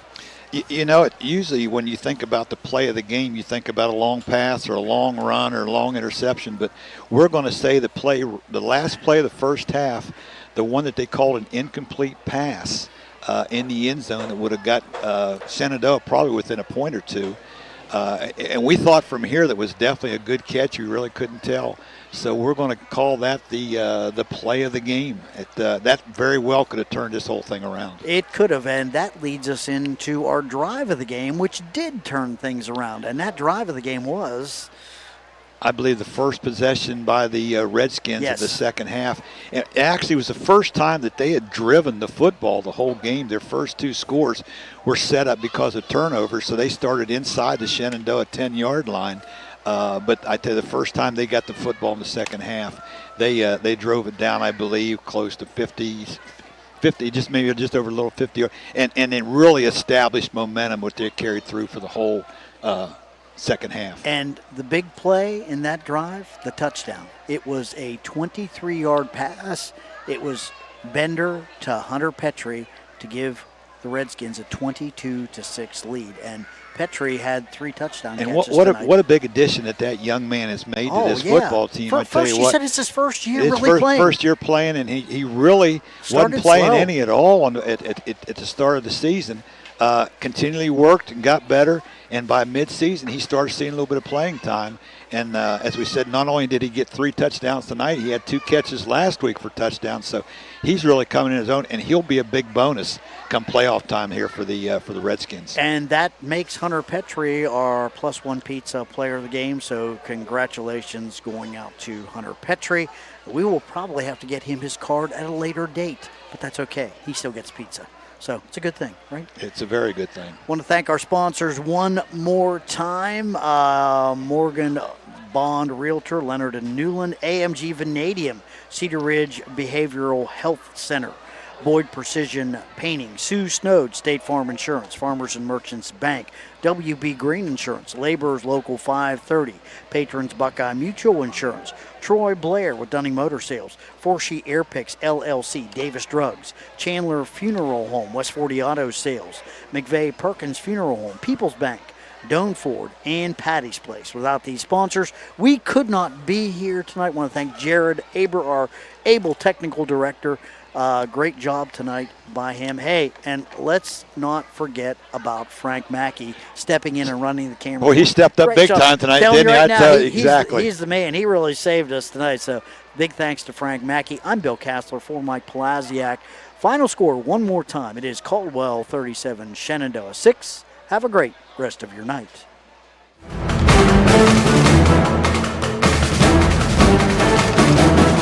This has been a presentation of ABC Sports.